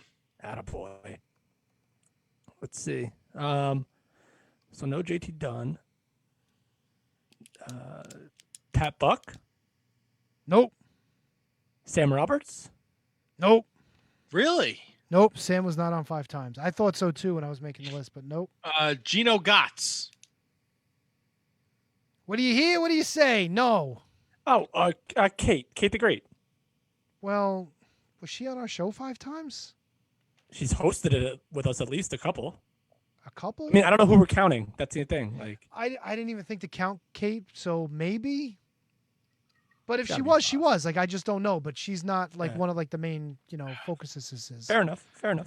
Again, this is all fun, like you said. This is more innovative, like to see like the the names, the talent. I gotta think like At least 5 times. Dave Sturch. Sturchio's been on 8 times. Yeah, that's the avenue I was taking, Matt. Gulak. Gulak has been on 5 times. Gulak's been on 5 times. 4 appearances, and he did Wrestling with Genius, which is an episode in and of itself. Right. So no Buck, no Cam. Bowens? Bowens, no. Bobby Wayward was one. This is the avenue I'm taking for now. You guys are missing some real obvious ones. Real obvious ones. You said Jay George, right? I said Jay George. Yes. Tim Storm. Myers? Brian Myers, Kurt Hawkins, 5 times. What? And tonight makes 6. So, all right. So we had him, we had a phoner. Yep. We had him in studio. We had him at the whatever indie show that was. It's tier 1. Did he read a Pafo poem? He read a Pafo poem as well.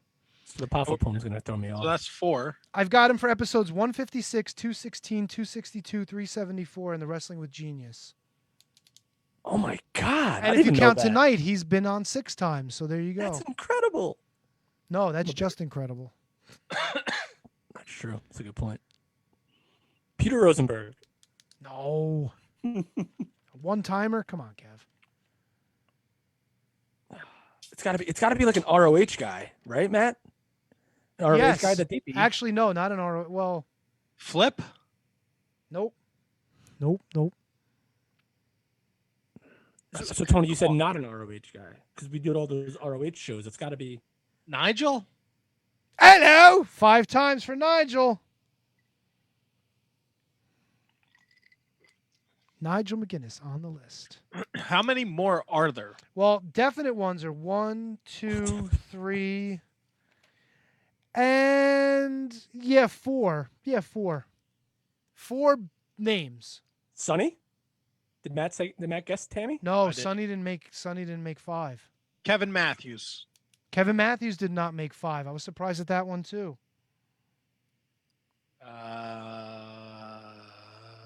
Let's see what did LSG do 5 times? Kate guessed. Nope. I don't think so. Nope. That's a guess. No, it's a good guess. Just not right. Fuck, 9 years is a long time. No shit. A lot of fucking guests. 5 years. Is that what you said? He said 9. I said 9. Oh, I thought he said 5. 9. Oh, Hummer. Someone guessed Hummer. I gotta stop looking at the group. Are we counting Hummer? No. Are we counting Janela? Janela is on the list with 5 appearances. Of course we're counting Janela. AEW talent, bro. No, but I meant because I saw someone say Hummer, and then I thought the same episode that they were here. Yeah. So I thought maybe that was like a cheat code. I don't think Hummer's made 5 episodes. I don't know. All right, so Janela's 5. She may have because they used to call in a lot, but I don't think we were recording when they called in. But I don't know. Like I said, it's all for fun. Sonny Kiss hasn't been 5. No. Not even close, probably. Probably just 1 appearance. No. Yeah, just once. You guys give up, or you thirsty for more? No, I'm having fun, man. Michael Elgin's not there. Nope. I don't have to work tomorrow. Nope. Matt guessed Scotty Riggs, right? No, Scotty Riggs. Hurricane. Nope. Really? Ooh, Nope. That's close. I said Janela. No. Oh, I said Janela. He said LaGreca. All right. I'll give you some other ones that I don't expect you to guess. Vinny Marcellia? Nope. Vicious Vin? No. Vin was only on for like a 2-parter. Vin may have been on when we did some recordings at PWS, but no. KP Burke? Blue Meanie. KP Burke had 6 appearances. He was one of the ones I was going to get. Didn't we already mention Burke? I don't know if we mentioned Burke. No. Blue We Meanie mentioned has earlier. 5. Blue Meanie has 5 appearances. Is that everybody? Or who There's are we really missing? only 2 more names that you guys should get. Justin Carino? No. I mean, he did some stuff with us live, and he did. You're on the tier right. 1. You're on the right track, but no. DJ Mario? What? Chris Payne? No. I'm telling you, I'm just guessing here. What do you want from me?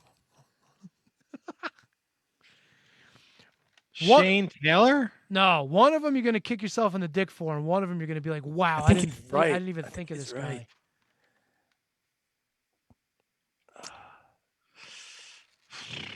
Two good ones. All right, I'm gonna start rattling off the other ones. Two good ones. Dave Powers has probably done the show more than anybody. All right. I wasn't thinking that route. I've got him. No, that's not one of the two. I've got him clocked at 18 appearances, and that's a minimum. Yeah. And he's done shows with me on my like the most recent one we did was Quarantine Content when we read the script of No Holds Barred. Right, which was fine. That's why I consider Dave, at least at one point in time, a part of the show. Now, Baza, he's hosted 5 episodes with me, so I would consider him on the list, even though he's not one of the 2 people that I would expect you guys to know. Again, Baza's like full-time host for the show. Yeah, I consider Matt? him a part of the show. Kevin Gill. Bingo, that's one of them. Kevin Gill's been on the show 6 times. Kevin Gill's co-hosted with me. Yeah, that's a good pull, Matt. That's a good pull, but Matt, you got to pull with the other hand now too. You're missing somebody else. Oh, and by the way, the other person, Phil, we joked about, but he's been on 9 times. He's also co-hosted with me a few times. The other one was Bum. Anthony Lombardi. Yeah, how's that for a pull? He appeared 9 times in the first 100 episodes. Really? Yes, he was on our 100th episode as well, and he did the 95th episode as part of the Fallen Angels. So there you go. Did we ever? He was also very helpful in one of our interviews with Shannon. Sharon! Yeah. Like, oh, you're friends with her. You can help. You can ask questions. Motherfucker didn't say a word. Thanks for your help, pal. So it's so funny to go, like, God, I want to go back and listen to those early episodes where we'd have our friends on. Yeah. Who were so nervous. Oh, yeah. Oh, Bum was fucking nervous than fucking goose shit. It was, well, is that a thing? I'm still nervous. I was nervous today. Oh, Jesus. No wonder you thought Tim Storm was on the show multiple times at Matt's house. So, Tony, are we done with the list, or do we have one more? No, you got one more. All right, two guests coming up. Should I just... All right, go ahead. Did John make 5? John... I would assume you said Morrison? John Morrison, Johnny Mundo. No. What about, did we ever reach 5 with the Horror King, Vinny Marcellia? It's funny that Matt said that a few minutes ago, but no. All right, well, I mean, we rattled off 18,000 names, so I'm sorry if I repeat one. All right, I'm giving you guys each one last guess. No, stop. Can I get a clue? Yeah, give us a clue. You want a clue? Oh, what about Jaka? No. Jaka's been on a few times, not 5 times. He's still wrestling. Amazing Red?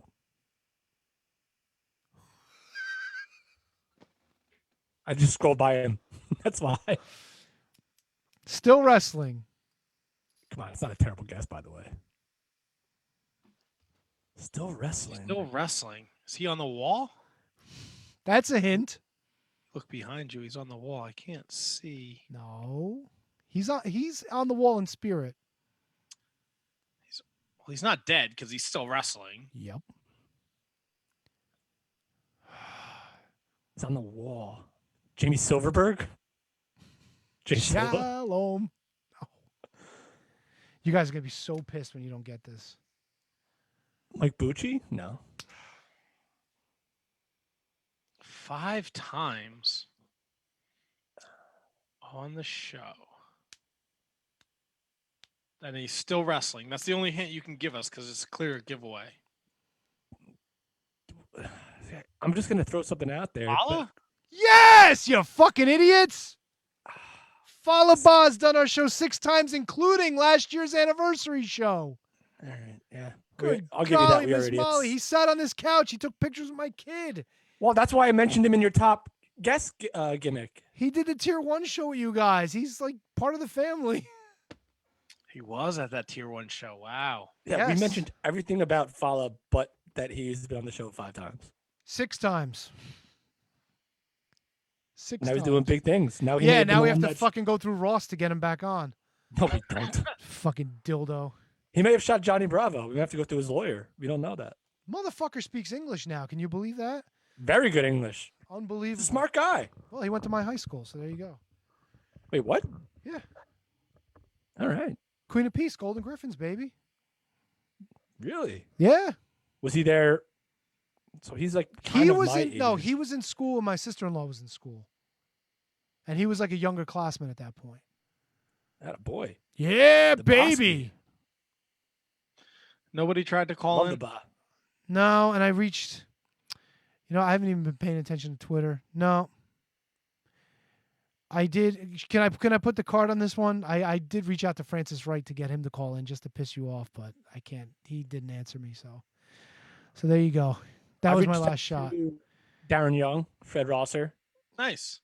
and I even reached out to Fala to see if he would think that. That's funny. They just mentioned Fala. I reached out to Fala to see if Fred would be down to do it, and Fala was like, "Yeah, he probably would be down." I guess I just don't know how to get in touch with people. I just do Instagram DMs. That's it. Call Ross. It's all the thing is it's a crapshoot. You can go like, I want to wait like maybe if we can another 10 minutes. I just want to see. Listen, I got nothing to do, man. I'm with you, buddy. Can we like do plugs then? Can we like knock some stuff out? I mean, before absolutely go over to our patreon.com. Patreon list. Holy shit. Become a Patreon. Go over to patreon.com/Wizards Podcast. For as little as $1 a month, you can support the Shining Wizards Wrestling Podcast. We want to take this time to thank those. I also have a couple voicemails. Can you play them? Yeah. After we plug Patreon, I'll play those. Kathy Hummer, the Queen of the Shining Wizards, Manny Crazzo, the King of the Shining Wizards, Danny and Anthony Rusinello, the AOP of the SWP, Ryan Arthur, who's got a brewery up in Hackensack, New Jersey, elementary.com. That's ALEMENTARY.com. Sean Toe, Sean Calejo, Brett Simonello. What do you hear? What do you say? Kate the Great Hensler over at ondeckic.com. Again, Kate put in so much work for this video. Speechless. You got to fucking watch it. It's like 12 minutes. It's unbelievable. The way it came together, the people that she got involved, it's just super touching. All the feels in the world. I can't thank Kate enough. Matt Garifo, no relationship to the KJG. Matt Mellinger. Definitely no relation to the KJG. Christine Friesendorf. Friesenhugen. Mark Parloni. Hey, we're having an anniversary. Mark Parloni's having a birthday.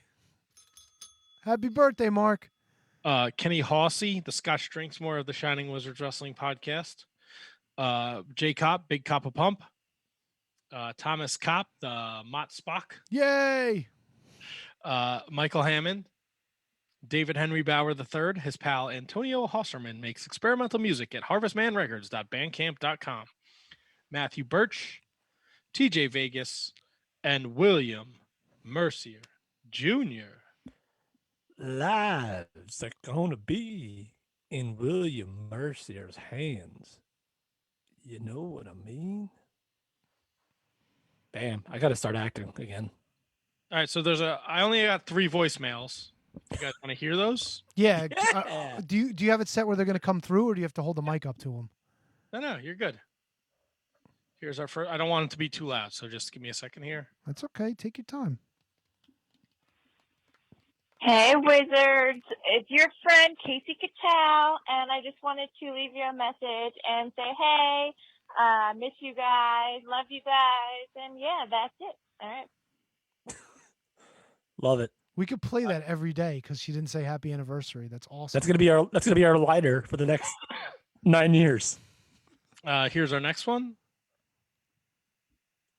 Hey, Shining Wizards, it's Hummer.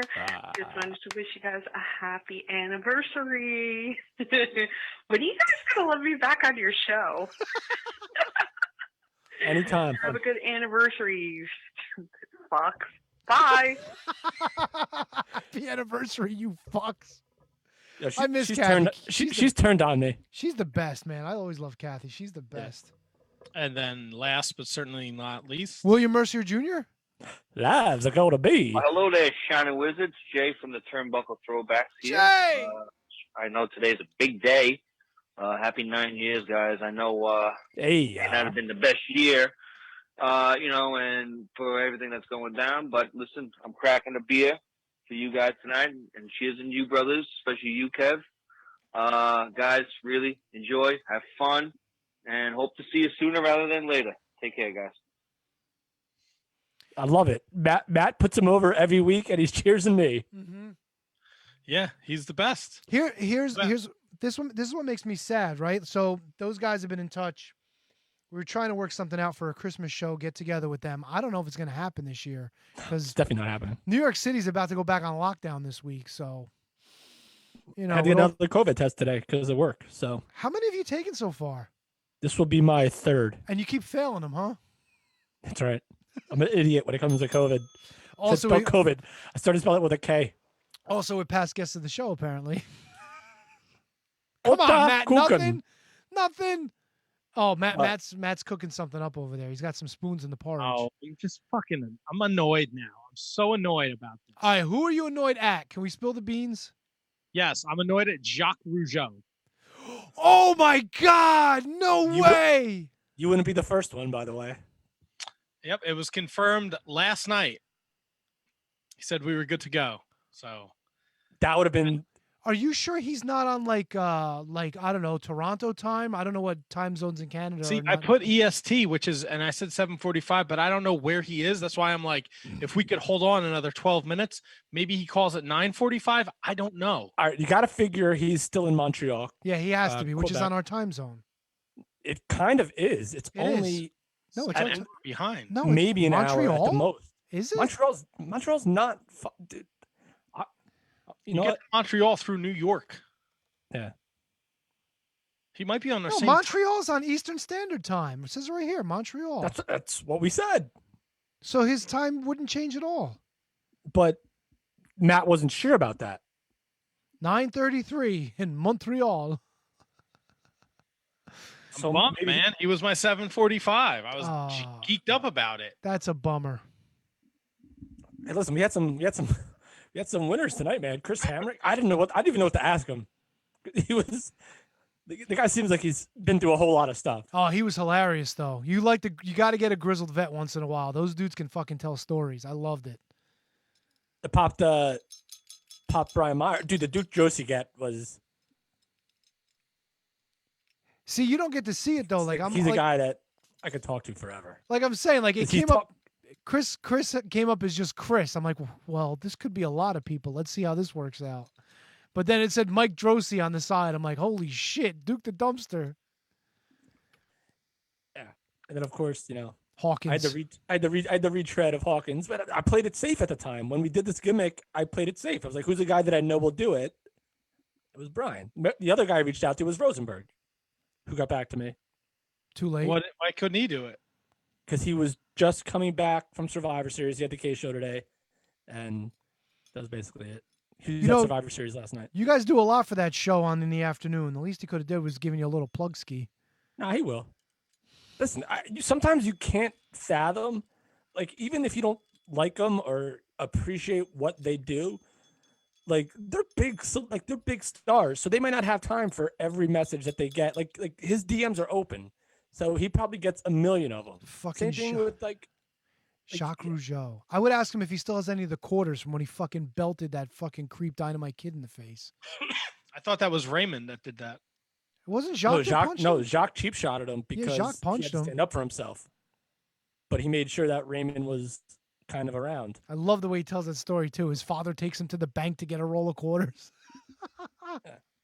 God, that would have been and it'll probably happen. Matt, if he said yes once, I guarantee we'll be able to have him again. Oh, it's just bummed because I confirmed with him yet. Like my original 7:30 was Duke Droese, and he didn't respond to me last week. So then I went and got Chris Hammrick, and then Jacques Rougeau at 7:45, and then I went back to Droese today, and I was like, "Hey, dude, are you still in? If so, I had to move you because you never responded to 7:15." And he was like, "Oh shit, yeah, I'm in."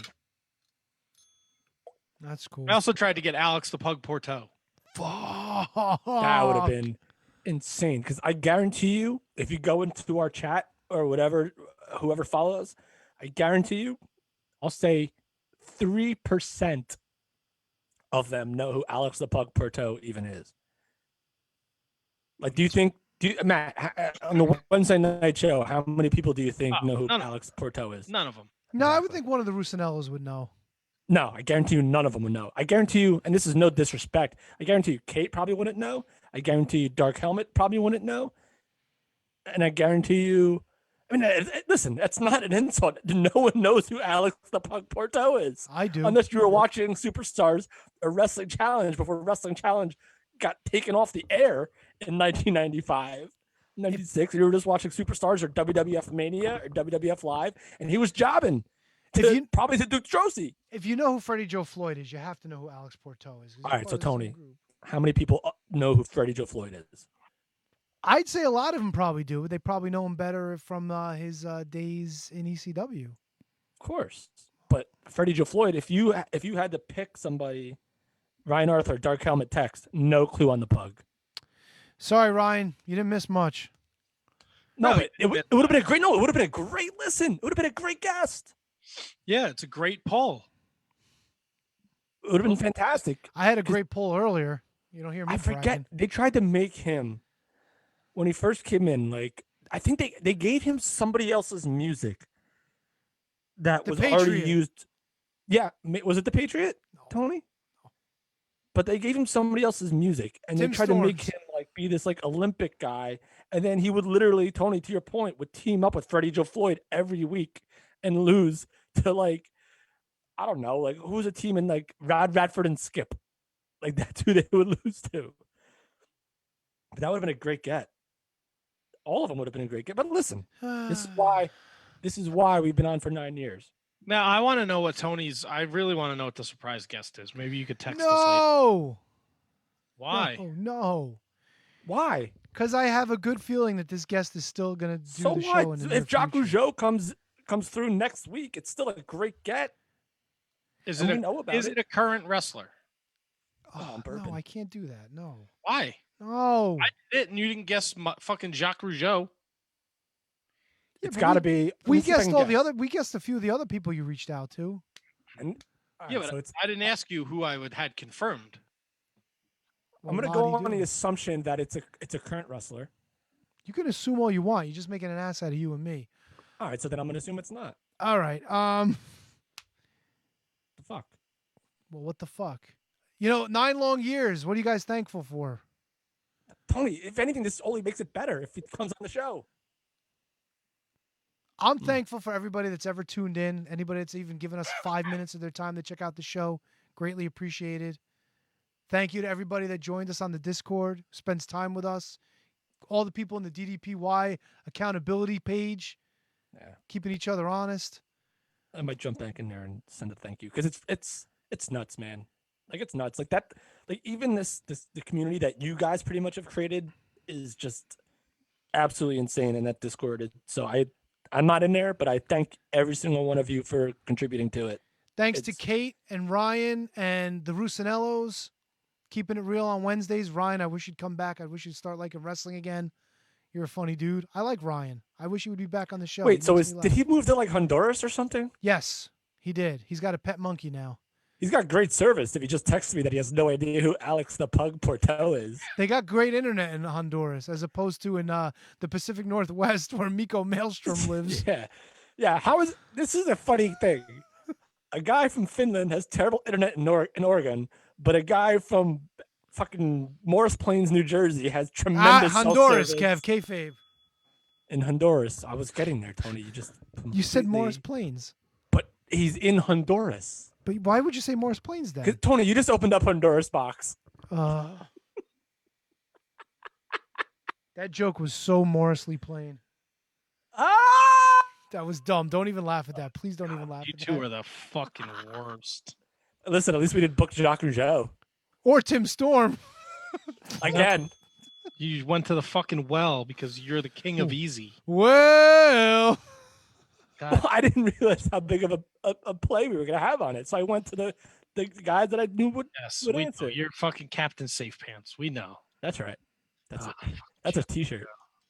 who else we thanking? We thanking Kenny Horsey for introducing us to the Joshis and William Mercier Jr. and We're Huh? thanking manscaped.com.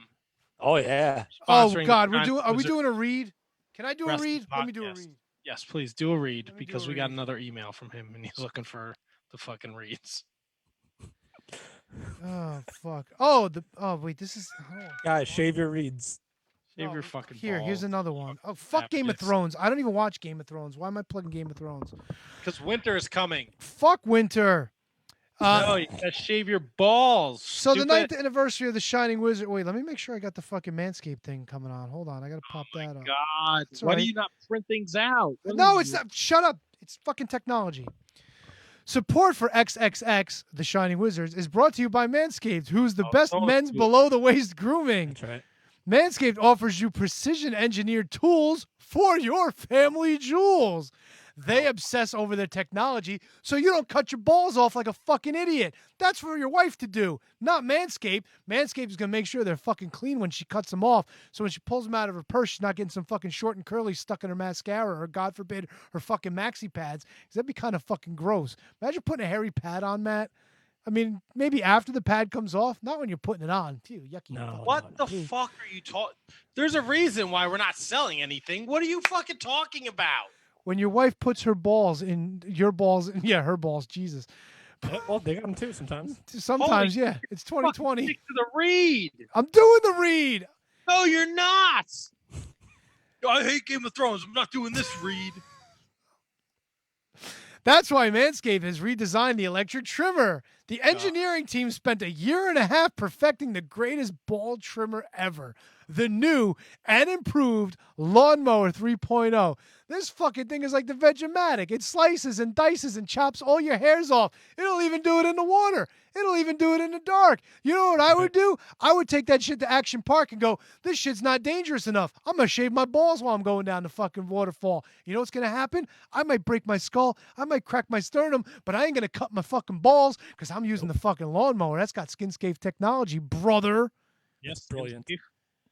7,000 RPMs, quiet stroke. This shit's fucking should sound like a chainsaw, but it sounds like a fucking mosquito flying around. You don't hear shit. That's how good this thing is. And let me tell you something, folks. You want to find out? We got something for you. 20% off. How the fuck can you beat that? Plus, you get free shipping. You know how you do this? You go over to manscaped.com. You put in the code WIZARDS at checkout. You save 20%. You get free shipping. You don't have problems with your balls? No problem. I bet you your fucking nose hairs are coming out like the fucking Wicked Witch of the West fucking hair. You want to take that fucking new nose trimmer, which I got fucking ordered in the mail, by the way. Mine's coming soon. Fucking, you may get a booger in there, but no problem. You fuck up the blade, they got a replacement plan. Every 3 months, they'll fucking replace that shit. Just sign up for the plan. It's all good. You'll have the fucking cleanest nostrils this side of my fucking ball bag, because my ball bag's pretty fucking clean thanks to my Lawnmower 3.0. What do you mean? This is my fucking listen, read. let's not sleep on what the season is. The season is stocking stuffer season, and of course, Manscaped 3.0 makes a tremendous stocking stuffer. I ordered it for my father. I ordered it for my brother-in-law. I don't have a brother-in-law. My brother. I ordered it for my brother's father-in-law, my brother, and my dad. So it's gonna be great stocking stuffer. The weed whacker, everything is great. So again, like Tony said, if you're out of power, it was windy today, so there was a chance that my power was gonna go out. I had the old Manscaped razor right on the charger, ready to go in case it went out. And Kev, they got everything else to keep you feeling fresh afterwards. You got ball deodorant, you got ball wipes, you got fucking chafing spray and all this other good shit. Matt's got the fucking foot powder because his feet have fucking AIDS and he's got to spray them shits down every night because they smell like creeping death. It's all good. Manscaped's got you covered. Please. Tremendous read, Tony. Holidays are coming. 20% off, free shipping. Use the code WIZARDS at checkout, manscaped.com. Fucking free the balls from the fucking hairy nest that you got growing around them. Listen, the crop preserver, the crop reviver, the crop cleanser, the crop mop, the foot duster, baby. It is, as Matt likes to say, a who's who. If all these items were guests on our podcast, they'd all be top 5. They'd all be fucking at least 5-time guests. Exactly. At They'd be in the hood for sure. So get there, Manscaped, use code WIZARDS. Save 20% and free shipping. And Kev, what do you always say at the end of the Manscaped read? Oh, God. Remember, be thankful because your balls are in her court. There you go. That's got to be a line. They got to use that. Please, this has got to be the end of the show. Once again, we'd like to thank everyone for joining us on this anniversary episode of What's the going on Shining with Matt? Wizards. Is Matt dead? No, Matt's not dead. What happened now? Is Jacques Rougeau yelling at you in French? No, nobody's yelling at me. Jesus Christmas on a cracker. Oh, Matt punched out. You have anybody you want to say thanks to, pal? Who, me? Yeah. No. Jesus. Do I want to thank anybody? Yeah, it's our 9th anniversary. You don't want to thank the people? Jesus. Yeah, Well, pretend I like already you're. thanked the fucking people. Hey, Matt, is there anything you want to leave the fans with before we let you go? Kevin fucking wins. Tony booked a shitty guest. My guest ruled. That's true. Kevin went to the well again. Don't anyone ever follow the icon. Don't be the icon. He's not your guy. Keep listening to the Shining Wizards Wrestling podcast. I put a bunch of fucking shit out today, man. Thank everybody again. I'm exhausted. Tony, is there anything you want to leave the fans with before we let you go? Yes, we have people enjoying my Manscaped read. If you enjoyed our Manscaped read, please don't forget to go over to manscaped.com. Put in the code WIZARDS. Buy everything for your family. Shit, buy it for the kids in your life. They're going to have to shave their balls someday. Might as well get them started now. Buy everything. Buy everything. We bought the fucking shower wash, too. One for me, one for my kid. My kid says, I don't want my balls to smell at the end of the day, so he's going to start washing his balls with the Manscaped shaving products. There you go. You gonna show your kid how to shave his balls? No, not yet. He got to be a little older for that. You don't think he's got hairy balls? Oh, probably. Yeah, if he's your kid. Yeah, his voice is about 2 octaves deeper than what it is, so I would imagine the balls are already fucking starting to look like a fucking rose bush. Did you have to have that awkward conversation with him? Not yet, but I think he's kind of knows what's going on. He's aware of feminine hygiene products thanks to all the fucking programming on television these days, so he's putting the pieces together. All right. Anyway, that's it. That's We'll all be I back got. next week with a mystery guest because Tony won't tell us who the fuck It's it not is. next week, you fuck. Oh boy. We're gonna be back and we're gonna do a show with a mystery guest. So, fucking. Unless Matt's booking a mystery guest, we're not. Don't listen to him. Well, no, Guys, next week, just in the future. In the future. You guys really want me to tell you? You're gonna be so disappointed. You're gonna be like, "What the fuck?" Oh, why did you book fucking the kids that wrestle in the Walmart? No, but it makes me wish I had. Oh God, I'd fucking punch out of this show. No, you Guys, I'll wouldn't. reach out to Brian Myers again. It's okay. Just ask. Geez, at least have him put on a fucking mask or something. What? He was home. No, so it could be like El Luchadoro El Figaro. I want to thank everyone that's ever supported this podcast, ever. I want to thank Matt and Tony for still letting me to do it, which probably won't last too much longer after this. But I mean, if you want to have the conversation now, we can. Oh, that's intense. That's intense. That's some Wow. real. Holy See, shit. that's what we call a tease in the business, where it's like, stay tuned for the scenes of next week of the Shining Wizards podcast. Yeah, Tony's mystery guest next week. It's a fucking potted plant. Do you really want me to fucking tell you? Well, we had a closet door on before, Matt, for a couple minutes. That's right. Fucking Miko the fucking mute. Mikos Ricos.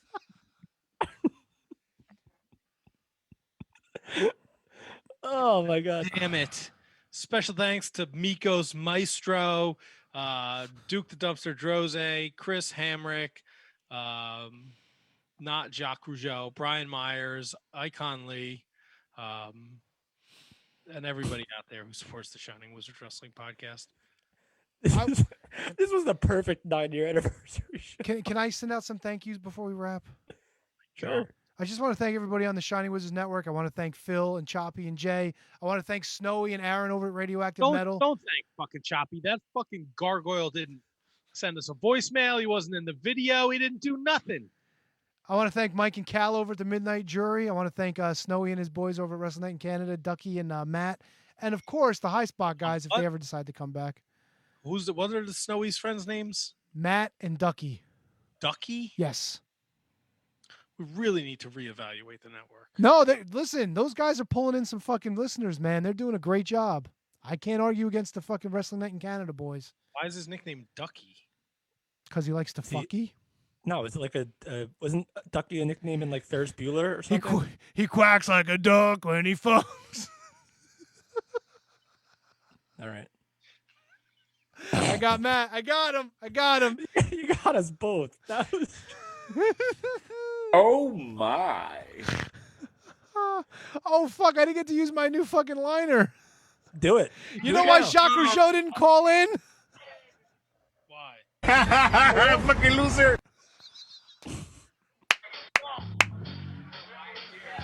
It's our closing number. Thank you, sir. Video is really what you need to see. You quack. You quack like a duck when you suck. Can you buck like a horse when we fuck? Oh my! I never. Oh my! Yes, fucking love. Can you quack? Ooh, ah. When you suck. Can you fart up my balls when we fuck? Oh, all right. That is vintage. Can you take every inch up your butt? Ah, all right. This is the kind of stuff that'll get me fired tomorrow. What? All right, enough. What? It's a good breakdown. It is a good breakdown. It's a good way to go home. No?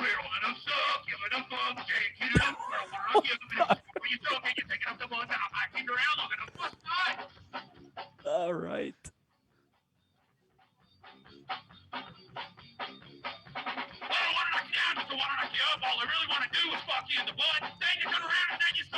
Cut this off, please.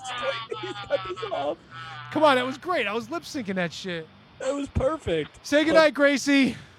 Oh, why? Matt, get Because up. it's over. Let's go. Why? Come on. Come up with your own thing. Shitty, hacky shit from the other shows. All right. Good night, Kevin. Good night, Tony. Good night, Matt. Fuck you. Yeah, I like that. I like that. Tony, did you change your background? Kev, when was Tim Storm on? What's that? When was Tim Storm on? 3 times. 3 times. I'm telling you, he's been on the show. I'm telling you. All right, I'm Ed. I'm stopping this. Thank you, everybody, joining us on the Facebook tonight. Tune in next week when we start season 10 and fucking butt to butt. Tony, you better have a job for me when I get fired tomorrow.